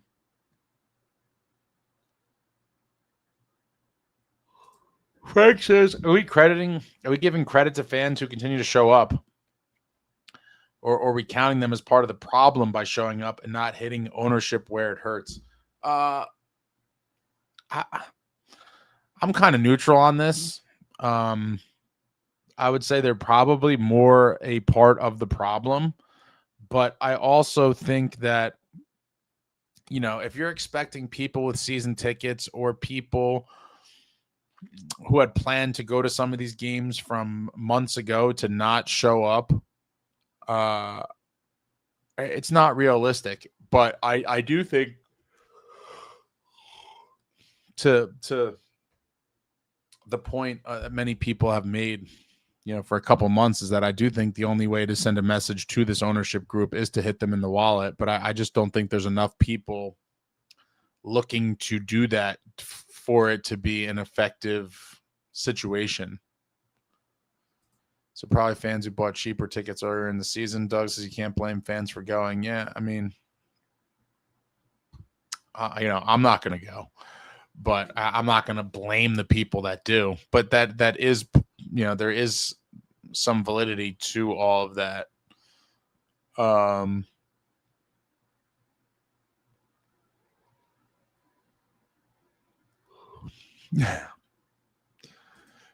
The fans are starting to chant fire Fitzy. I heard a few tonight and we were down 2-0. Were you at the game or on TV? I definitely didn't hear it on TV. World's Worst Gamer says Marchment isn't a pipe dream. He's the kind of player we need, and he is a UFA.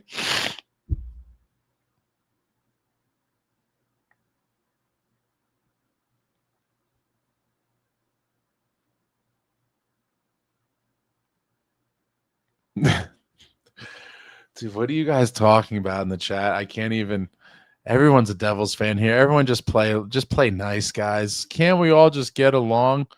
Will not tolerate any Steven slander. Steven slander is crazy to me.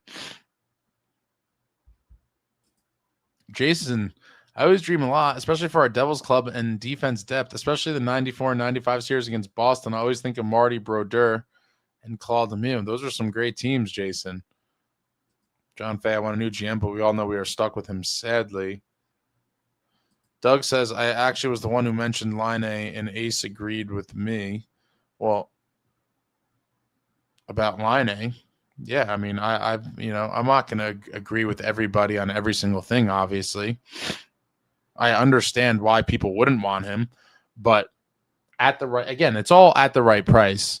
If he was going to sign for something low, I take that gamble, but I understand why people would not want to. Totally get it, but I'm desperate at this point. I'm desperate for something that could pan out. Doug said, God, for someone makes a realistic option. Justin, perhaps the law of physics cease to exist on the stove or these magic grits. Did you get them from the same guy who sold Jack his beanstalk beans?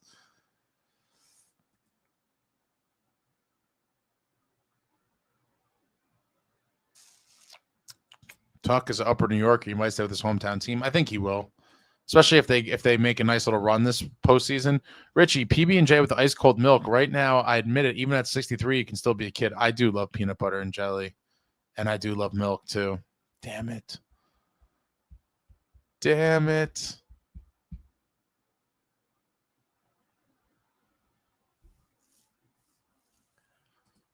Gleason said, every reporter says the owners are active, so at least get the right complaint going there. I don't know essentially what that's about.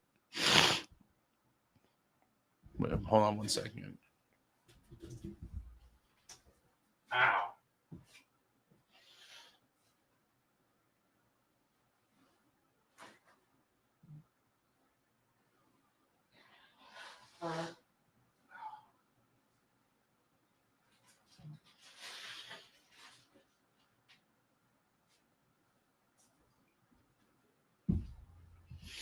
All you people fighting. Yeah, Brady's been mentioned forever for sure. Tasha said, personally, we bought tickets to games month in advance. And a lot of people do that. So, yeah, I can't blame the people that go. Amagi, what's up? I was there. It was a fun game. As it was frustrating with all the penalties, I wanted to ship Bukestad to Siberia when he tripped that guy. Yeah, that was a pretty obvious tripping. Brady is a bit of a pipe dream, but it doesn't have to be. Tosh said every good player is a pipe dream when you have fits. I heard a few fainted fire fits chants. The Nyes thing is more recent. I don't know how real those rumors were, but I have to believe there's some sort of validity to them. Mike, I'll have to hit the light because the future's bright. That's why I'm wearing these glasses. The future's so bright. GSA says, can we find a taker for Meyer? He has been a disappointment. The whole team has been a disappointment, though. I'm a Timo guy too. Like, we have no other Bulls. Losing Timo would suck.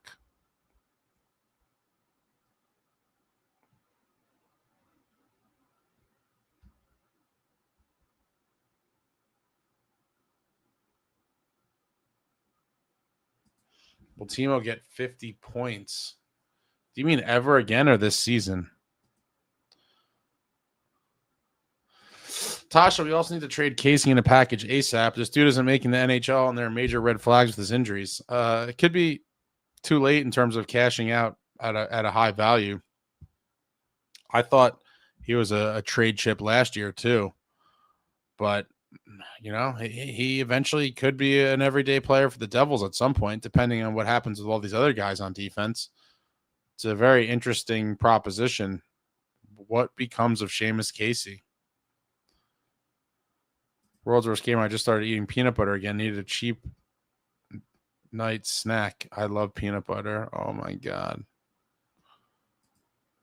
Tasha, once in a blue moon, I get a freaky craving for it, though, and it absolutely hits. Peanut butter is insane. John Faces, what about a good old ham and cheese? Just a plain ham and cheese. Eating at night is the healthiest way to eat, according to physicians, I heard. I think it's the worst thing. At least it's what I thought. Late at night. Doug, peanut butter and banana is the way to go. I never had raisins with peanut butter on celery. What?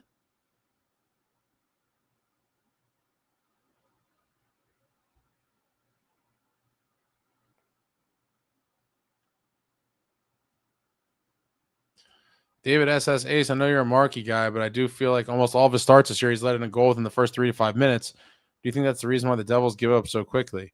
No, listen, I like Markey, but again, I try to be realistic with everything here, and he's had a terrible season.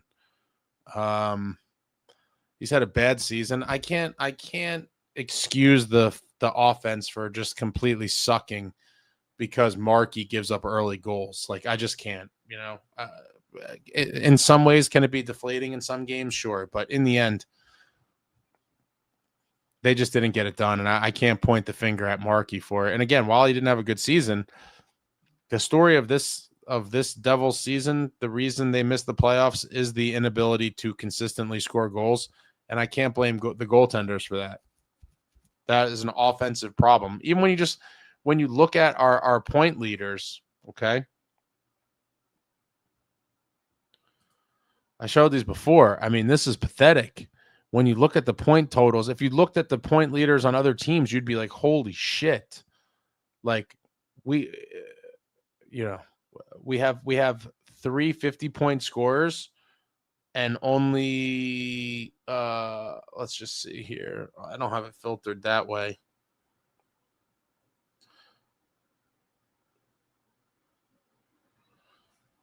When you look at the offensive production, it's just not it's lacking.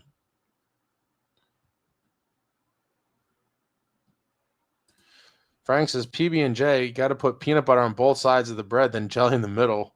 No soak through that way. I'm not mad at that approach. I think that's normally what I do. I also like a disgusting amount of peanut butter, so I just paint it on there thick and then let the jelly kind of chill in the middle.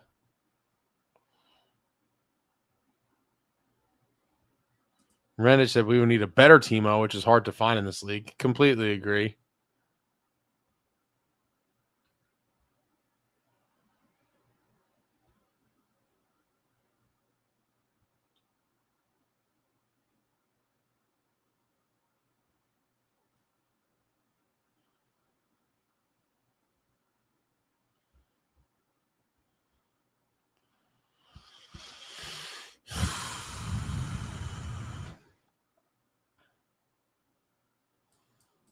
It's been a bad year for everybody. I mean, Timo has 33 points. Yeah, I mean, Nico has 50. It's a good amount more, but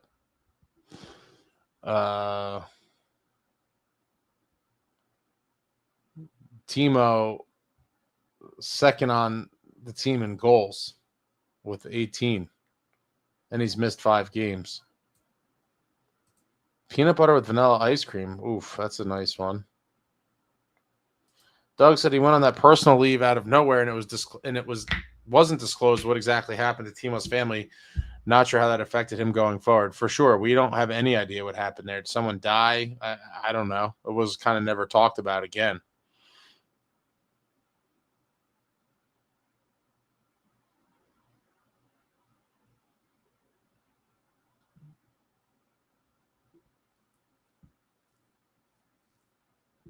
Peanut butter and apples.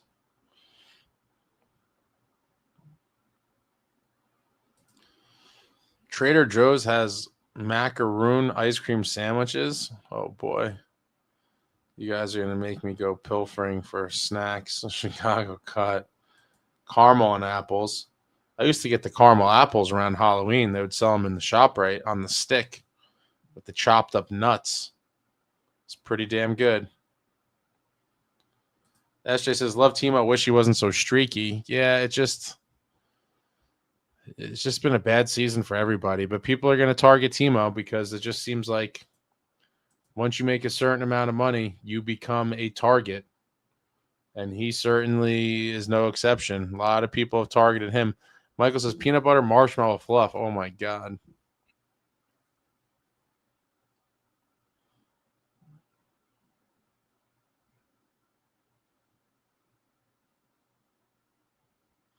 You learn something new every day. Ants on a log is peanut butter on a celery stick with raisins. That does not sound appealing to me whatsoever.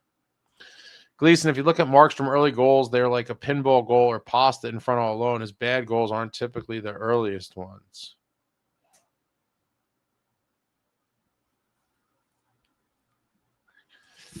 TJK, we have been scoring more when it doesn't matter anymore. At the same time, thanks to crappy Markstrom and our whole defense, we give up the same amount now as we score. Well, we're outscoring the other team just enough to win the game. But, yeah, it seems when the games don't matter, they're just playing a little bit looser and scoring more goals. So, the devil season's cooked, and we're talking about apples and not assists. We got a vanilla ice cream and pistachio paste. David S., kind of tough question, but do you think if Ruff was still coaching this team, our players' point totals would be higher? Maybe. But I'm not one of these people that think like, oh, it's all Keefe's fault. Like, these players have to take a lot of the blame themselves. So, but people will look back at the Lindy Ruff times and they're like, oh, the team was so much better and this and that. And I think it's mostly in part because we caught the league by surprise. Now teams have seen how to beat the Devils, how to kind of throw them off their game and make them go to a plan B or C, and they're not great at it. I think that's really what it was. If Lindy Ruff was coaching this team, I think you would see, for the most part, the same struggles that they're dealing with now you would see under Lindy Ruff.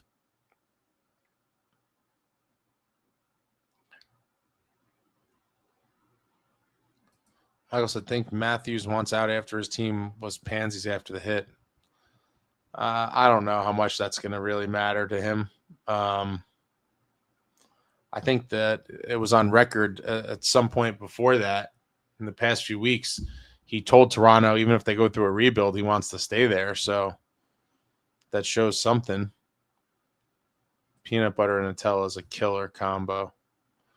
SJ, Devils haven't allowed a ton of goals relative to the average team, but the goal scoring is awful, like bottom 5. The scoring drought was too long and too often. Yeah.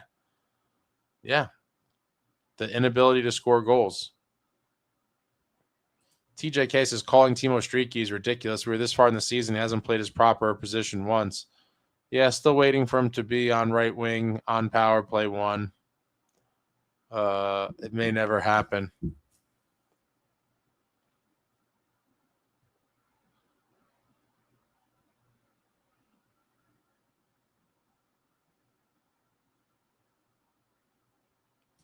Cookie butter with anything. Wow. TJK, on top of that, far out of a playoff spot, we're now winning games instead of increasing our draft odds. Well, who cares about that? They should be trading. They should be trading the pick regardless. Win now. Win right now.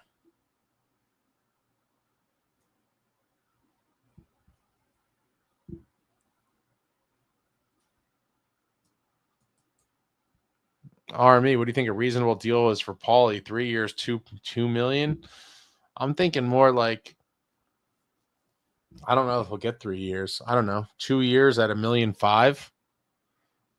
2 years at $1.3 million. Something like that. There's just a lot of guys that are out there, and I don't know what kind of leverage Paulie's going to have. I would like to see him back.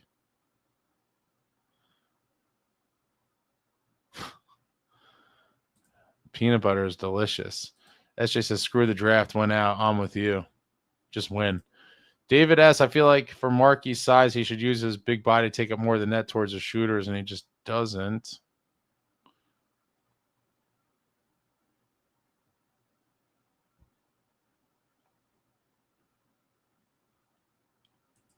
Gleason, I want Cotter as cheap as possible just to score breakaway goals and hopefully sway a few shootouts a year. I mean, that can make a big difference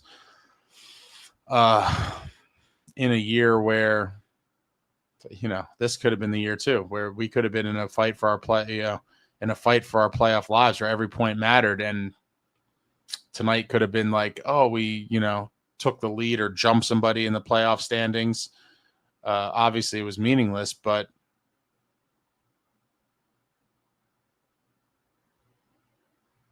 that is an important kind of guy to have. Roberts has 28 games with 2 goals or less this year. That's awful. That is completely awful.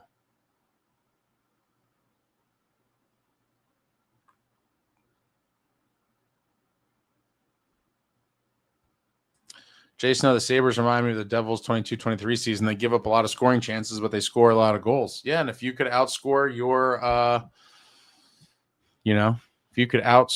your issues or vulnerabilities, you could be a good team. Vecna Fitzgerald said, I was in Chicago over the weekend. Low-key wanted to go to Chicago cut. I don't know how you didn't. If I was in Chicago, I 1,000% would have. Gleason said, have you ever considered that Fitz doesn't know how to trade a lottery pick? That's too hard for him. It was only the Timo deal he pulled the trigger on after working on it for months. That was an easy move. but not a lottery pick involved. I would love to trade that pick. But yeah, I mean, listen, I don't want to bash the guy more than I have to, but I have no confidence in him to do the most basic of functions. I mean, David SS says Casey, Cotter, and Mercer for Brady. That's nowhere near enough, David. Ottawa would laugh at you for that. That's a pipe dream. That's a real pipe dream trade proposal. Cleveland said hard trades are a whole different thing for Fitz. Snow. I heard the Bay Area isn't nice anymore. The weather just sucks in New Jersey compared to Cali. Fitz loves his draft picks. Yeah, Tasha, that is an underpay.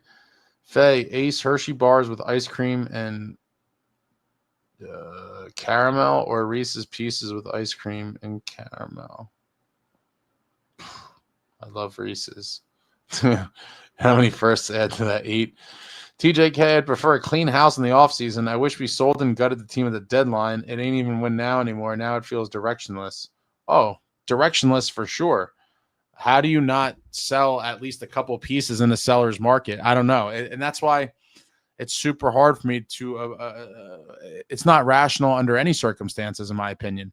Whether they were going to keep Fitz or they said don't do anything and he's getting fired after the year. Like, I just don't see how it makes sense from any angle to not get rid of a defenseman, or to, given the extra pieces that we seemingly have on defense and what other teams were paying for players. It definitely seems just completely fly by the seat of your pants. No direction, no true plan, no anything. And that's part of the reason why it's really discouraging. Aside from missing the playoffs again, it's like, is there a light at the end of the tunnel? Does anyone give a shit about this? And it doesn't seem like they do. Benjamin, I was bitching about all the soft losses months ago and said we have plenty of time. We sure could use those 5 or so wins right now. Yeah, it slipped away pretty quickly too. Doug said they have an item on the menu called the Slip and Jack. They don't, but they should.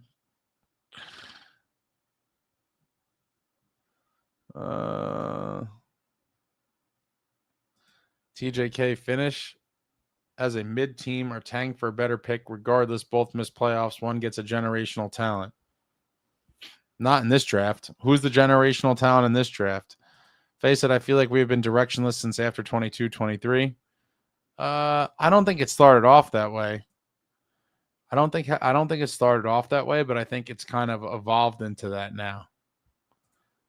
Doug, our issues shift season to season with Fitz. After 22-23, it was goaltending. We traded for Markey. Now it's goal scoring. We'll get a goal scorer, and then goaltending will be an issue again. It's never ending. Jay Snow, people putting up on X, Fitz returning is 50-50. How would everyone know? Well, I've put it at, I think it's 50-50 just because I think it is a true coin flip. I could see it going either way. I would say slightly more, actually, that he is brought back. And I think a lot of it is because we don't know the ins and outs of his contract and how it was written up.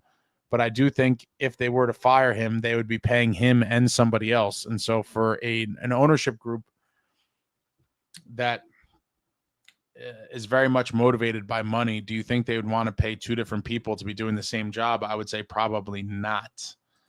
Vecna says seller's market deadline. He wasn't shopping Dougie. Yeah, it's kind of wild for sure.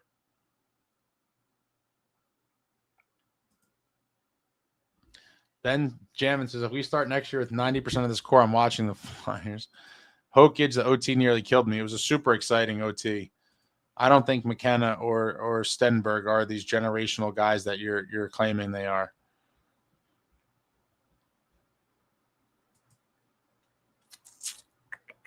Stenberg is nice. He might jump McKenna.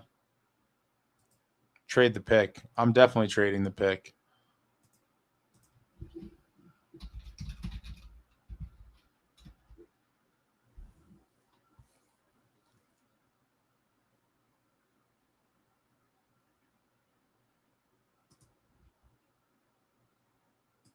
I think he's coming back.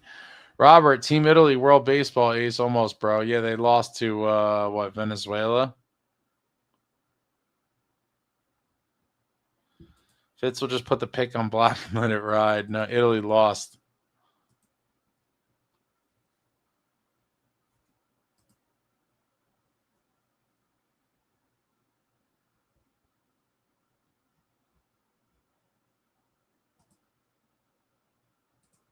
Fitz has a no move clause, a full no move clause. He will be your GM. Ace, what's the season song edit going to be? You should do Jeff Buckley on a backtrack of It's Never Over. I don't know.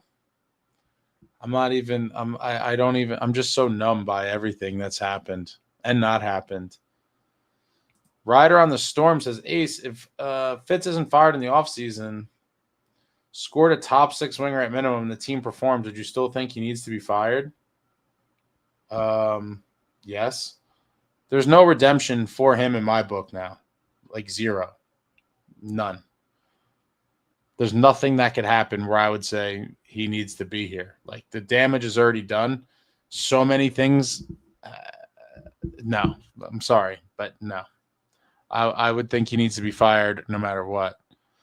David says, okay, sorry, everyone. Casey, Cotter, Siegs, Nason, 2 firsts and 2 seconds. I mean, you're getting closer, but most of the time for a player like that, you're not going to be able to just package up scraps. Like, I think at a minimum, you'd be lucky to not touch any of the core pieces in this hypothetical deal, but you'd probably be talking about Mercer and Nemo and picks. I don't see any planet where you're doing deals like what you're throwing out there. This is just like the quintessential, just throw a million names out there and hope that it works. Like, I don't see it.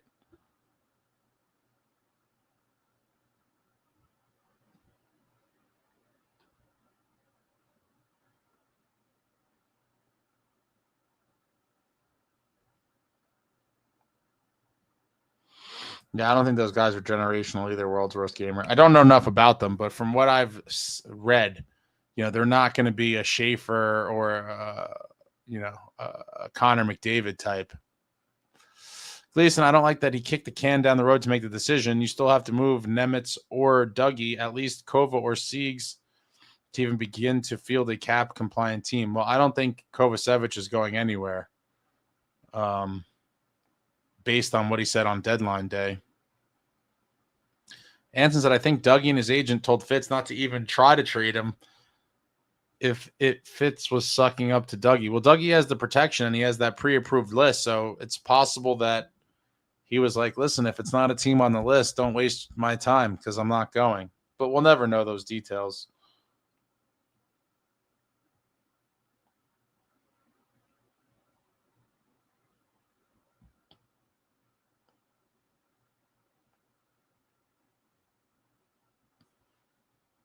It's just to only watch playoff baseball, but the WBC is goated.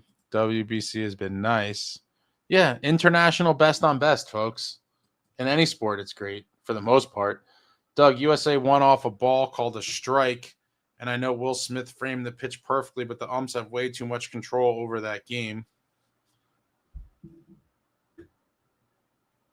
Ben Jones, I bet Lindy feels pretty good right about now. I'd imagine that he does. Army says, BS Ace, if Fitz gets Brady, you'd be doing his laundry. I wouldn't. I'd give him credit for the deal and then say, I still hope he's fired. Because you cannot, one deal or even a series of deals does not erase all of the things that we saw leading up to it. So even if he got Brady, I would still say this is a man who watch us drown in 23-24 because of bad goaltending and refused to get a goaltender. The guy who refused to get any sort of scoring help at the deadline last year, the guy who did nothing at this year's deadline. And so, as much as I'd love to have Brady Tkachuk, even if he got him, that certainly would not change the big picture outlook for me at all. Snow says all the best players are actually playing. They need to put it into the Olympics. You're talking about baseball in the Olympics?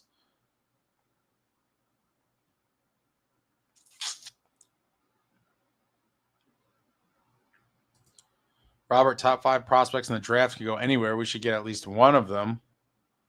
SJ, I love countries best on best. Most sports, it's fun. Yeah, that's the point of international best on best.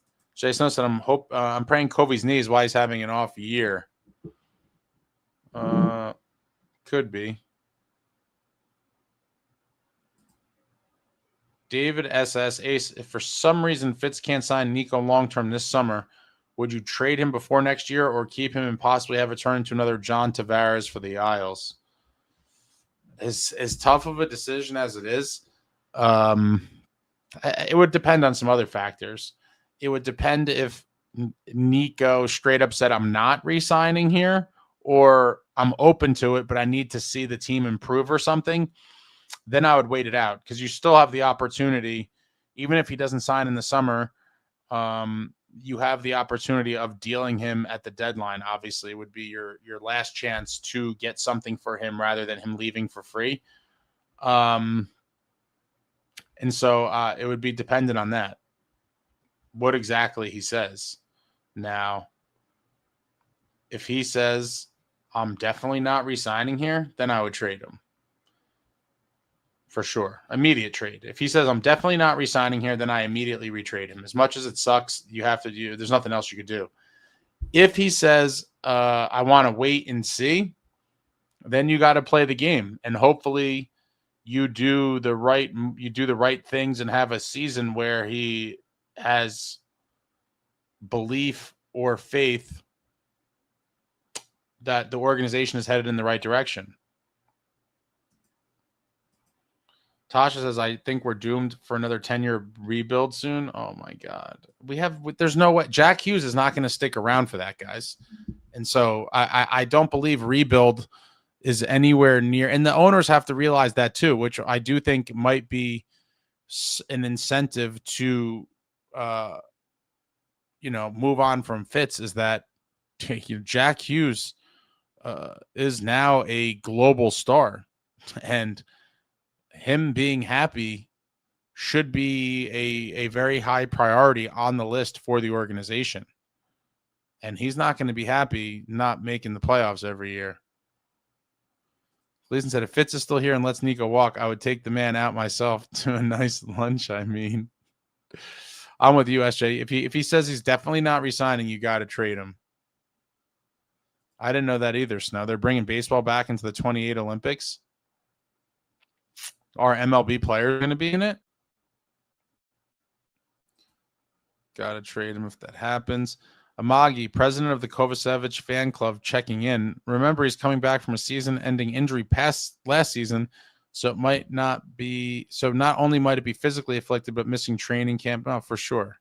I'm a Kovacevic guy too. Not as big as you, Amagi, but I like Kovacevic. Line brawl, Pens and Avs. Pens just kicking that ass. Robert says, mini culture is always out no matter how many points. If Wild out in 5, Quinn. Snow said MLB players in 28 in LA. Oh, that I knew. Are they shutting down the season? I meant to look that up too. It didn't seem like MLB shut down the season, right? Like there was still games going on.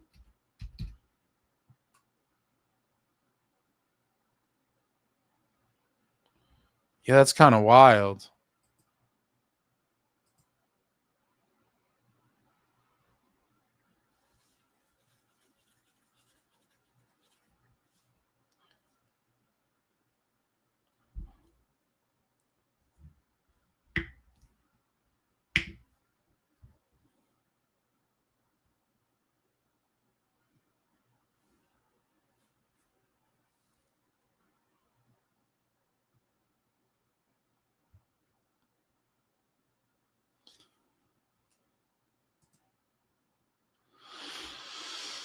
Army says, I think Fitz will get Nico re-signed, but we need another top 6 left winger. Use our pick and KC plus. Whatever it takes. But Jack certainly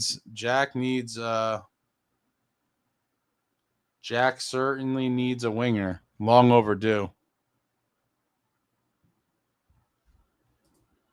Ace, I don't want to ruin your night, but how pissed would you be if the Devils go on fire for the last 15 games and wind up missing the playoffs by 1 point? That would be absolutely brutal. That would certainly really suck.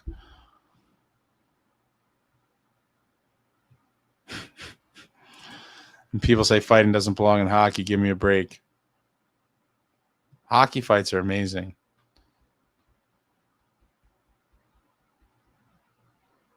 Oh, it's because it's spring training. Okay. Yeah, I'm an idiot. I see all these scores. I'm like, what the hell? Yeah, it's meaningless games. So that makes sense.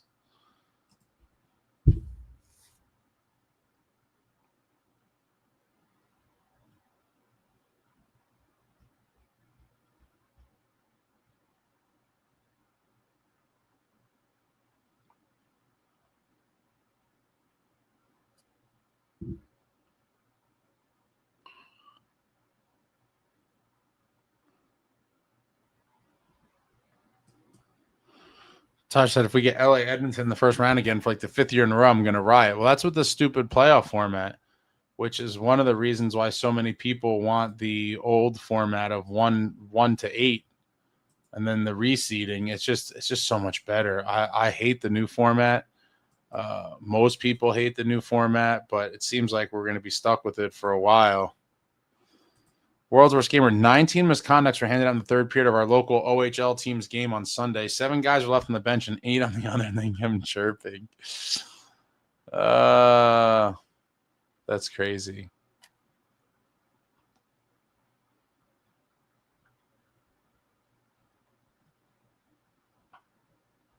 I don't think the Oilers make the playoffs. Definitely a possibility. David asks, with all due respect, why do we keep saying Jack needs a winger? His talent is the best on the team. He should be able to carry himself like other stars around the league do. Because he's a pass first guy, man. And all players thrive with good line mates. Yeah, Jack will make anyone he's playing with better, but you also want somebody that is going to raise Jack's game a little bit too.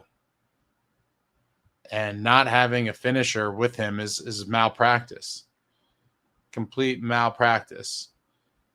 You need a guy that could bury the puck with him and don't let those passes go to waste. And they didn't today. He had that beautiful pass to Connor Brown to spring him, and Brown buried it. And then he had the nice pass to Brown, who then dished it to Bratter, who buried it. But Robert says, Flames getting new arena, oldest building in the NHL going. I think I read today that they're going to have a new arena before that World Cup in 28. Snows thinks the Oilers make it. Faye, he's a pass first, shoot later kind of guy. Jay Snow, Jack's a playmaker more than a shooter. World's Worst Gamer, we need a sniper. That is why we drafted Holtz. It was to pair him with him, but it failed. S.J. Jackson, elite playmaker, but the Devils don't have a ton of guys that can just rip it by a goalie. It's a real issue.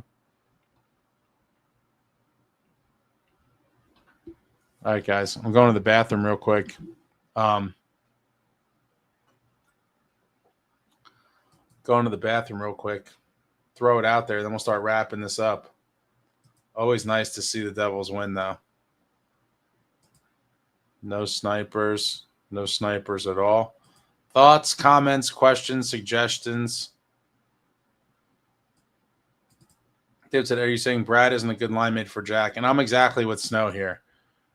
They're very similar players. Brad is not really a shoot first guy either. They're both, I would say Brad is a very good playmaker. Jack is an elite playmaker, but they both like to pass. We need a guy that wants to shoot it every time and just rip it into the back of the net like Toffoli was. Hopefully a younger, faster version.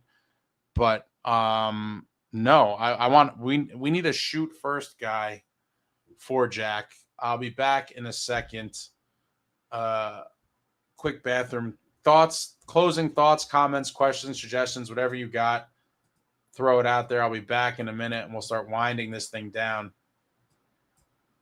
Devils win in overtime. Beautiful win. Be right back. 1 second.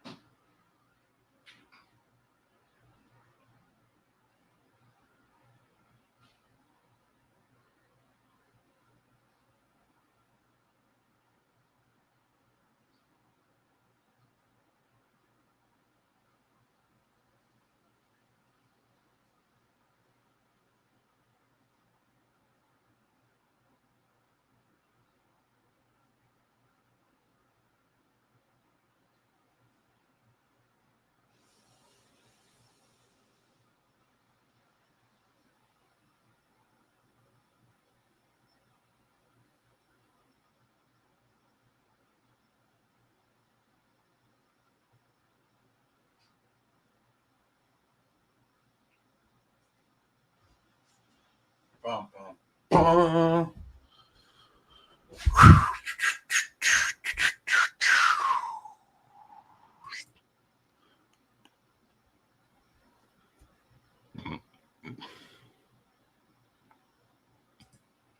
Jason, when was the last time the Devils had like a 2-minute shift in the ozone? At 5-on-5, it'd be a very long time.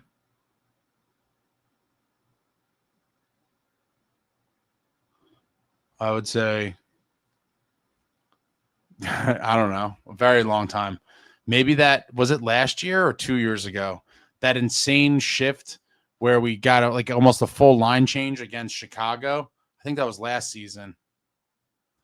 Gleason, Bratt is nasty in overtime. Those quick cuts, Jack is nice too, but more liable to make a mistake or just flub the puck away. 5-or-5 is a different story. Jason, why can't this team sustain ozone pressure consistently 5-on-5? Because it's not their game. With the lineup we have, David SS last year, Brad had 67 assists. If he plays on Jack's line, that means Jack should have had 67 goals because Brad should be feeding him the puck. There's obviously a third member of the line, so obviously there's going to be someone else there. I don't understand what that's about. Robert said, all my relationships have been non-Devils fans. Ace seems to make it fun. Don't date a Devils fan, bro. Been don't date.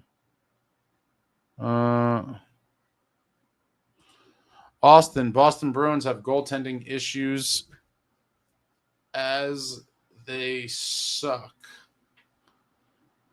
Justin, Ace, can you name the 4 NHL teams that have never been swept in the playoffs? I know the Devils are one of them. Or I believe the Devils are one of them.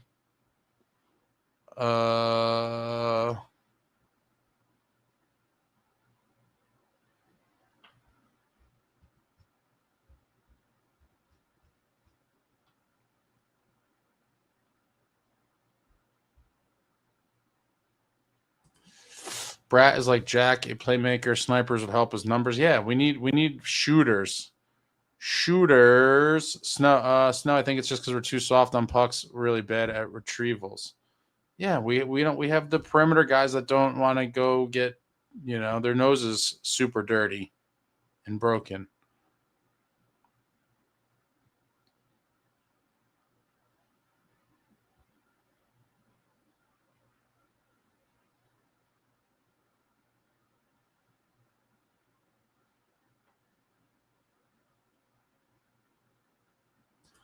Justin says Seattle, Vegas, Utah, and Jersey are the only teams who have never been swept in a playoff series. Yeah, I was going to guess the newer teams, obviously, because, it's just.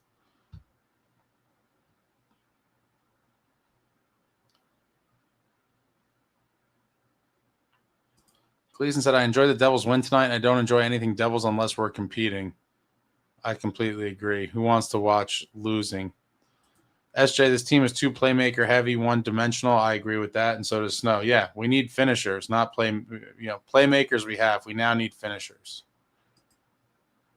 Paha says our last regular season game is against Boston. Imagine it's a playoffs clinching game. No, I can't imagine that at all. That's insane. It's insane talk.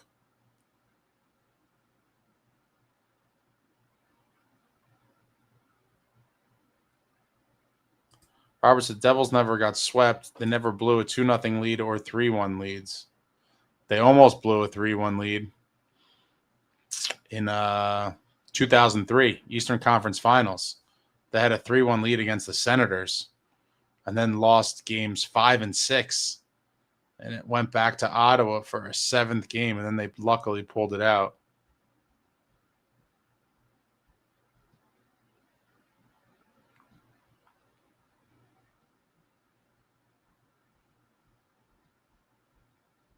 That's it, guys. I'm done. I am done. The Devils. Beautiful overtime victory. 4-3, courtesy of Paul Cotter. Beautiful breakaway with just under 7 seconds left to seal this one up.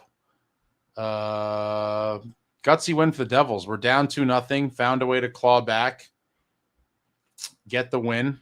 they took the lead and then gave that up, but that didn't discourage them. They dominated an overtime session and then eventually won.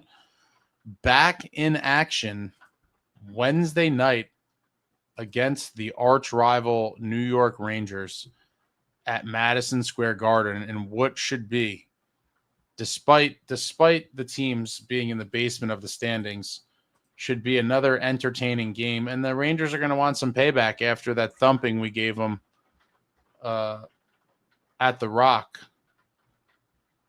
not long ago with that Jack Hughes hat trick. But that's it, folks. Appreciate all of you. Thank you all for watching. I love you all. Back on Wednesday, Hudson River Rivalry Edition. Like, comment, subscribe, and all that jazz. Until next time, friends, let's go.